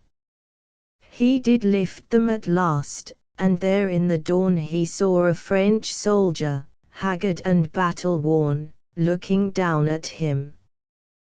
The soldier wore the uniform of the chasseurs à pied, and his face was the face of Paul Gantier, bending low and whispering, "Mon petit, mon pauvre petit gars." Troy heard the words distinctly, he knew the voice as well as he knew his mother's.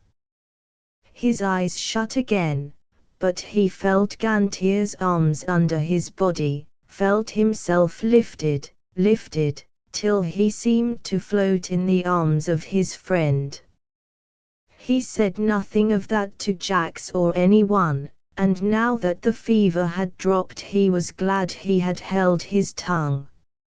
Someone told him that a sergeant of the chasseurs à pied had found him and brought him into the nearest poste de secours, where Jacks, providentially, had run across him and carried him back to the base. They told him that his rescue had been wonderful, but that nobody knew what the sergeant's name was, or where he had gone to. If ever a man ought to have had the Croix de Guerre, one of the nurses interjected emotionally. Troy listened and shut his lips. It was really none of his business to tell these people where the sergeant had gone to, but he smiled a little when the doctor said, "Chances are a man like that hasn't got much use for decorations." And when the emotional nurse added, "Well, you must just devote the rest of your life to trying to find him." Ah, yes, he would do that. Troy swore he would do it on the battlefields of France. The end printed by R&R Clark, Limited, Edinburgh. By Edith Wharton. The House of Mirth. Descent of Man, and Other Stories.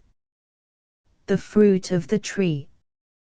The Hermit and the Wild Woman, and Other Stories. Tales of Men and Ghosts. The Reef. The Custom of the Country. Zingu, and Other Stories. Summer. A Novel. Sanctuary. Ethan Frome. By Winston Churchill. The Celebrity. Richard Carville. The Crisis. The Crossing. Coniston. Mr. Crew's Career. A Modern Chronicle. The Inside of the Cup. A Far Country. The Dwelling Place of Light. The Works of Thomas Hardy Tess of the D'Urbervilles. Far from the Madding Crowd. The Mayor of Casterbridge. A Pair of Blue Eyes. Two on a Tower. The Return of the Native. The Woodlanders. Jude the Obscure. The Trumpet Major. The Hand of Ethelberta. A Laodicean. Desperate Remedies. Wessex Tales. Life's Little Ironies. A Group of Noble Dames. Under the Greenwood Tree. The Well-Beloved. A Changed Man, and Other Tales. Wessex Poems, and Other Verses. Poems of the Past and the Present. Asterisk asterisk asterisk end of the Project Gutenberg ebook The Marne, A Tale of the War asterisk asterisk asterisk updated editions will replace the previous one, the old editions will be renamed. Creating the works from print editions not protected by U.S. copyright law means that no one owns a United States copyright in these works, so the Foundation, and you, can copy and distribute it in the United States without permission and without paying copyright royalties. Special rules, set forth in the general terms of use part of this license, apply to copying and distributing Project Gutenberg trademark symbol electronic works to protect the Project Gutenberg trademark symbol concept and trademark. Project Gutenberg is a registered trademark, and may not be used if you charge for an ebook, except by following the terms of the trademark license, including paying royalties for use of the Project Gutenberg trademark. If you do not charge anything for copies of this ebook, complying with the trademark license is very easy. You may use this ebook for nearly any purpose such as creation of derivative works, reports, performances and research. Project Gutenberg ebooks may be modified and printed and given away. You may do practically anything in the United States with ebooks not protected by U.S. copyright law. Redistribution is subject to the trademark license, especially commercial redistribution. Start.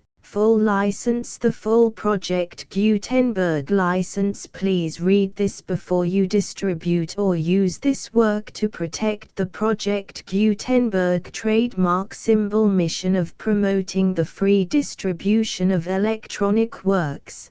By using or distributing this work, or any other work associated in any way with the phrase Project Gutenberg, you agree to comply with all the terms of the full Project Gutenberg trademark symbol license available with this file or online at www.gutenberg.org/license. Section 1. General Terms of Use and Redistributing Project Gutenberg Trademark Symbol Electronic Works 1.0. By reading or using any part of this Project Gutenberg trademark symbol electronic work, you indicate that you have read, understand, agree to and accept all the terms of this license and intellectual property, trademark/copyright, agreement.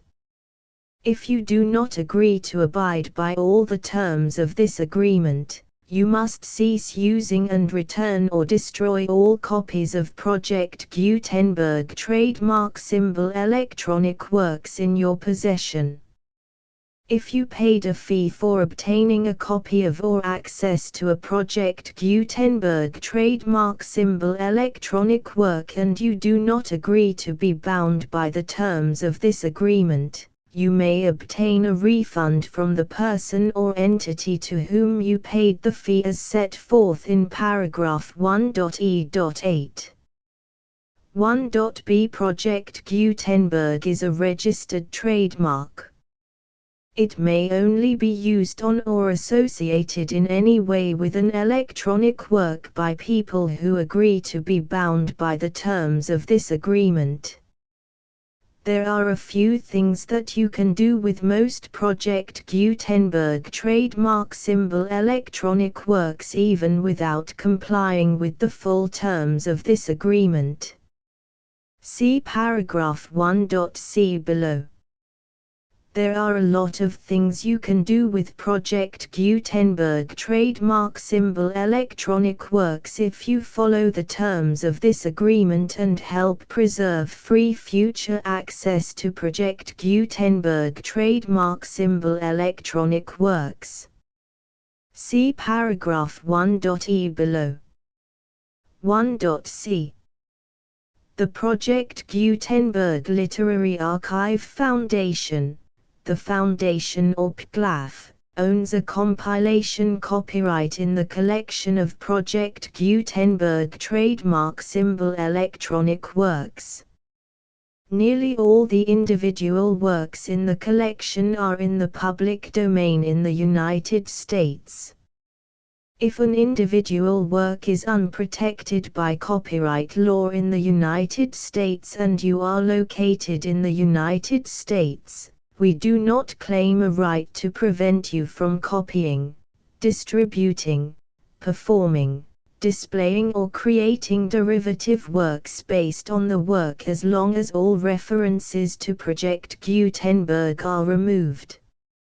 Of course, we hope that you will support the Project Gutenberg trademark symbol mission of promoting free access to electronic works by freely sharing Project Gutenberg trademark symbol works in compliance with the terms of this agreement for keeping the Project Gutenberg trademark symbol name associated with the work. You can easily comply with the terms of this agreement by keeping this work in the same format with its attached full Project Gutenberg trademark symbol license when you share it without charge with others. 1.d. The copyright laws of the place where you are located also govern what you can do with this work. Copyright laws in most countries are in a constant state of change. If you are outside the United States, Check the laws of your country in addition to the terms of this agreement before downloading, copying, displaying, performing, distributing or creating derivative works based on this work or any other Project Gutenberg trademark symbol work. The Foundation makes no representations concerning the copyright status of any work in any country other than the United States. 1.e Unless you have removed all references to Project Gutenberg, 1.e.1. The following sentence, with active links to, or other immediate access to, the full Project Gutenberg trademark symbol license must appear prominently whenever any copy of a Project Gutenberg trademark symbol work, any work on which the phrase Project Gutenberg appears, or with which the phrase Project Gutenberg is associated, is accessed, displayed, performed, viewed, copied or distributed. This ebook is for the use of anyone anywhere in the United States and most other parts of the world at no cost and with almost no restrictions whatsoever. You may copy it, give it away or reuse it under the terms of the Project Gutenberg license included with this ebook or online at www.gutenberg.org. If you are not located in the United States, you will have to check the laws of the country where you are located before using this ebook. 1.e.2. If an individual Project Gutenberg trademark symbol electronic work is derived from texts not protected by U.S. copyright law, does not contain a notice indicating that it is posted with permission of the copyright holder, the work can be copied and distributed to anyone in the United States without paying any fees or charges. If you are redistributing or providing access to a work with the phrase Project Gutenberg associated with or appearing on the work, you must comply either with the requirements of paragraphs 1.e.1 through 1.e.7 or obtain permission for the use of the work and the Project Gutenberg trademark symbol trademark as set forth in paragraphs 1.e.8 or 1.e.9. 1.e.3. If an individual Project Gutenberg trademark symbol electronic work is posted with the permission of the copyright holder, your use and distribution must comply with both paragraphs 1.e.1 through 1.e.7 and any additional terms imposed by the copyright holder. Additional terms will be linked to the Project Gutenberg trademark symbol license for all works posted with the permission of the copyright holder found at the beginning of this work. 1.e.4. Do not unlink or detach or remove the full Project Gutenberg trademark symbol license terms from this work, or any files containing a part of this work or any other work associated with Project Gutenberg trademark symbol. 1.e.5. Do not copy, display, perform, distribute or redistribute this electronic work, or any part of this electronic work, without prominently displaying the sentence set forth in paragraph 1.e.1 with active links or immediate access to the full terms of the Project Gutenberg trademark symbol license. 1.e.6. You may convert to and distribute this work in any binary, compressed, marked up, non-proprietary or proprietary form, including any word processing or hypertext form. However, If you provide access to or distribute copies of a Project Gutenberg trademark symbol work in a format other than plain vanilla ASCII or other format used in the official version posted on the official Project Gutenberg trademark symbol website, www.gutenberg.org, you must, at no additional cost, fee or expense to the user, provide a copy, a means of exporting a copy, or a means of obtaining a copy upon request, of the work in its original plain vanilla ASCII or other form. Any alternate format must include the full Project Gutenberg trademark symbol license as specified in paragraph 1.e.1. 1.e.7. Do not charge a fee for access to, viewing, displaying, performing, copying or distributing any Project Gutenberg trademark symbol works unless you comply with paragraph 1.e.8 or 1.e.9. 1.e.8. You may charge a reasonable fee for copies of or providing access to or distributing Project Gutenberg trademark symbol electronic works provided that you pay a royalty fee of 20% of the gross profits you derive from the use of Project Gutenberg trademark symbol works calculated using the method you already use to calculate your applicable taxes. The fee is owed to the owner of the Project Gutenberg trademark symbol trademark, but he has agreed to donate royalties under this paragraph to the Project Gutenberg Literary Archive Foundation.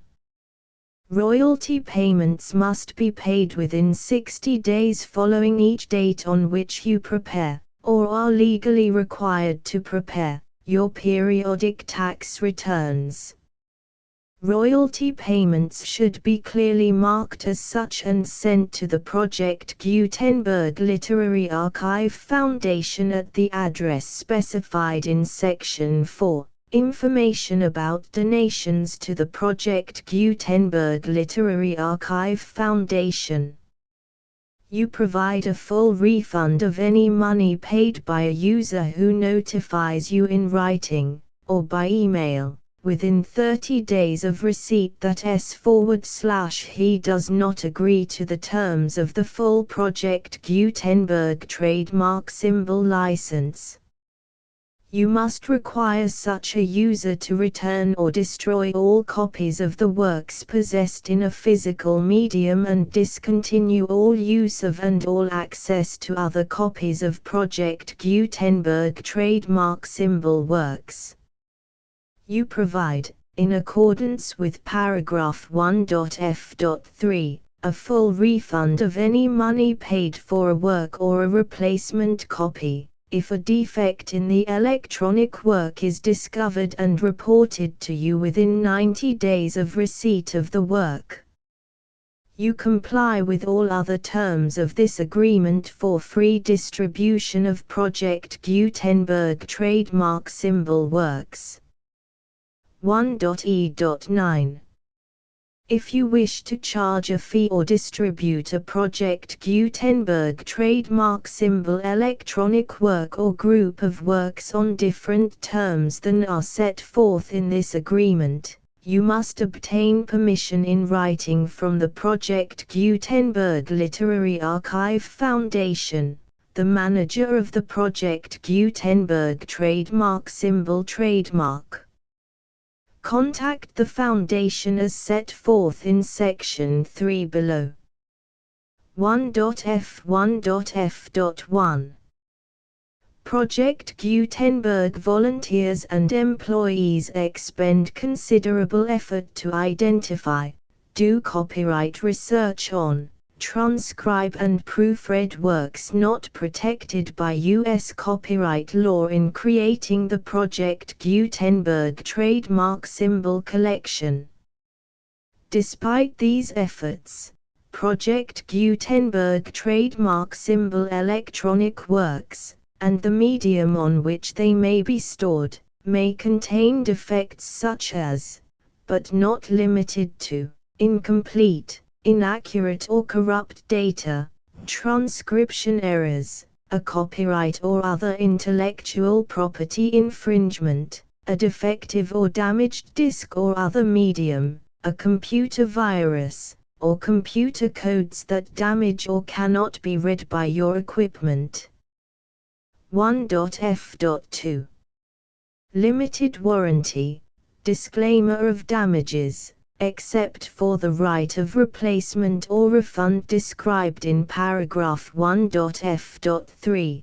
The Project Gutenberg Literary Archive Foundation, the owner of the Project Gutenberg trademark symbol trademark, and any other party distributing a Project Gutenberg trademark symbol electronic work under this agreement, disclaim all liability to you for damages, costs and expenses, including legal fees. You agree that you have no remedies for negligence, strict liability, breach of warranty or breach of contract except those provided in paragraph 1.f.3. You agree that the Foundation, the trademark owner, and any distributor under this agreement will not be liable to you for actual, direct, indirect, consequential, punitive or incidental damages even if you give notice of the possibility of such damage. 1.f.3 Limited right of replacement or refund. If you discover a defect in this electronic work within 90 days of receiving it, you can receive a refund of the money, if any, you paid for it by sending a written explanation to the person you received the work from. If you received the work on a physical medium, you must return the medium with your written explanation. The person or entity that provided you with the defective work may elect to provide a replacement copy in lieu of a refund. If you received the work electronically, the person or entity providing it to you may choose to give you a second opportunity to receive the work electronically in lieu of a refund. If the second copy is also defective, you may demand a refund in writing without further opportunities to fix the problem. 1.f.4 Except for the limited right of replacement or refund set forth in paragraph 1.f.3, this work is provided to you as is, with no other warranties of any kind, express or implied, including but not limited to warranties of merchantability or fitness for any purpose. 1.f.5 Some states do not allow disclaimers of certain implied warranties or the exclusion or limitation of certain types of damages. If any disclaimer or limitation set forth in this agreement violates the law of the state applicable to this agreement, the agreement shall be interpreted to make the maximum disclaimer or limitation permitted by the applicable state law. The invalidity or unenforceability of any provision of this agreement shall not void the remaining provisions. 1.f.6 Indemnity. You agree to indemnify and hold the Foundation, the trademark owner, any agent or employee of the Foundation, anyone providing copies of Project Gutenberg trademark symbol electronic works in accordance with this agreement, and any volunteers associated with the production, promotion and distribution of Project Gutenberg trademark symbol electronic works, harmless from all liability, costs and expenses, including legal fees, that arise directly or indirectly from any of the following which you do or cause to occur. A. Distribution of this or any Project Gutenberg trademark symbol work. B. Alteration, modification, or additions or deletions to any Project Gutenberg trademark symbol work, and C. Any defect you cause. Section 2. Information about the mission of Project Gutenberg trademark symbol. Project Gutenberg trademark symbol is synonymous with the free distribution of electronic works in formats readable by the widest variety of computers, including obsolete, old, middle-aged and new computers. It exists because of the efforts of hundreds of volunteers and donations from people in all walks of life. Volunteers and financial support to provide volunteers with the assistance they need are critical to reaching Project Gutenberg trademark symbol's goals and ensuring that the Project Gutenberg trademark symbol collection will remain freely available for generations to come. In 2001, the Project Gutenberg Literary Archive Foundation was created to provide a secure and permanent future for Project Gutenberg trademark symbol and future generations. To learn more about the Project Gutenberg Literary Archive Foundation and how your efforts and donations can help, see sections 3 and 4 and the Foundation information page at www.gutenberg.org. Section 3. Information about the Project Gutenberg Literary Archive Foundation. The Project Gutenberg Literary Archive Foundation is a non-profit 501(c)(3) educational corporation organized under the laws of the state of Mississippi and granted tax-exempt status by the Internal Revenue Service. The Foundation's IN or Federal Tax Identification Number is 64-6221541. Contributions to the Project Gutenberg Literary Archive Foundation are tax-deductible to the full extent permitted by U.S. federal laws and your state's laws. The Foundation's business office is located at 809 North 1500 West, Salt Lake City, UT 84116. 801-596-1887. Email contact links and up-to-date contact information can be found at the Foundation's website and official page at www.gutenberg.org/contact section 4.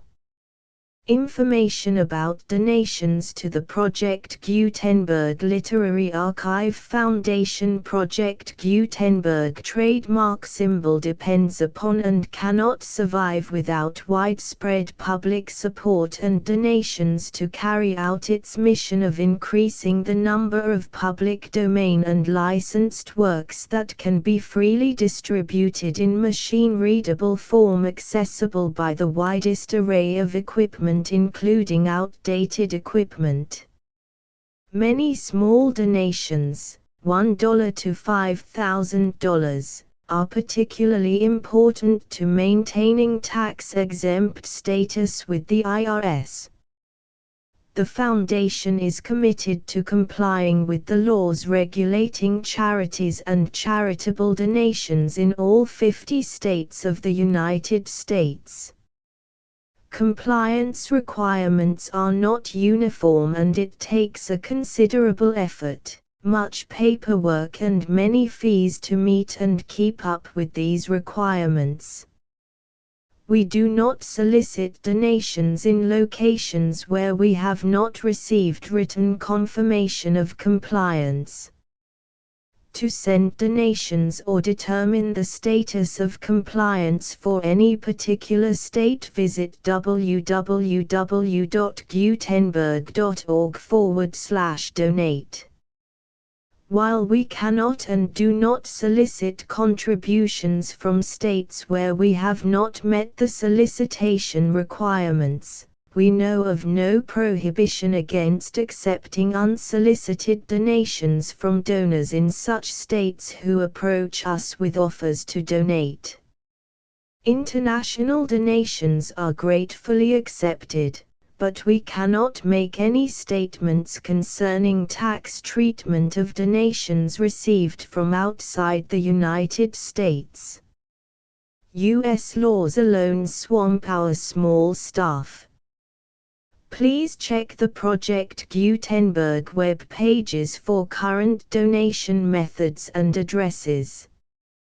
Donations are accepted in a number of other ways, including checks, online payments and credit card donations. To donate, please visit www.gutenberg.org/donate. Section 5. General information about Project Gutenberg Trademark Symbol Electronic Works. Professor Michael S. Hart was the originator of the Project Gutenberg trademark symbol concept of a library of electronic works that could be freely shared with anyone. For 40 years, he produced and distributed Project Gutenberg trademark symbol ebooks with only a loose network of volunteer support. Project Gutenberg trademark symbol ebooks are often created from several printed editions, all of which are confirmed as not protected by copyright in the US unless a copyright notice is included.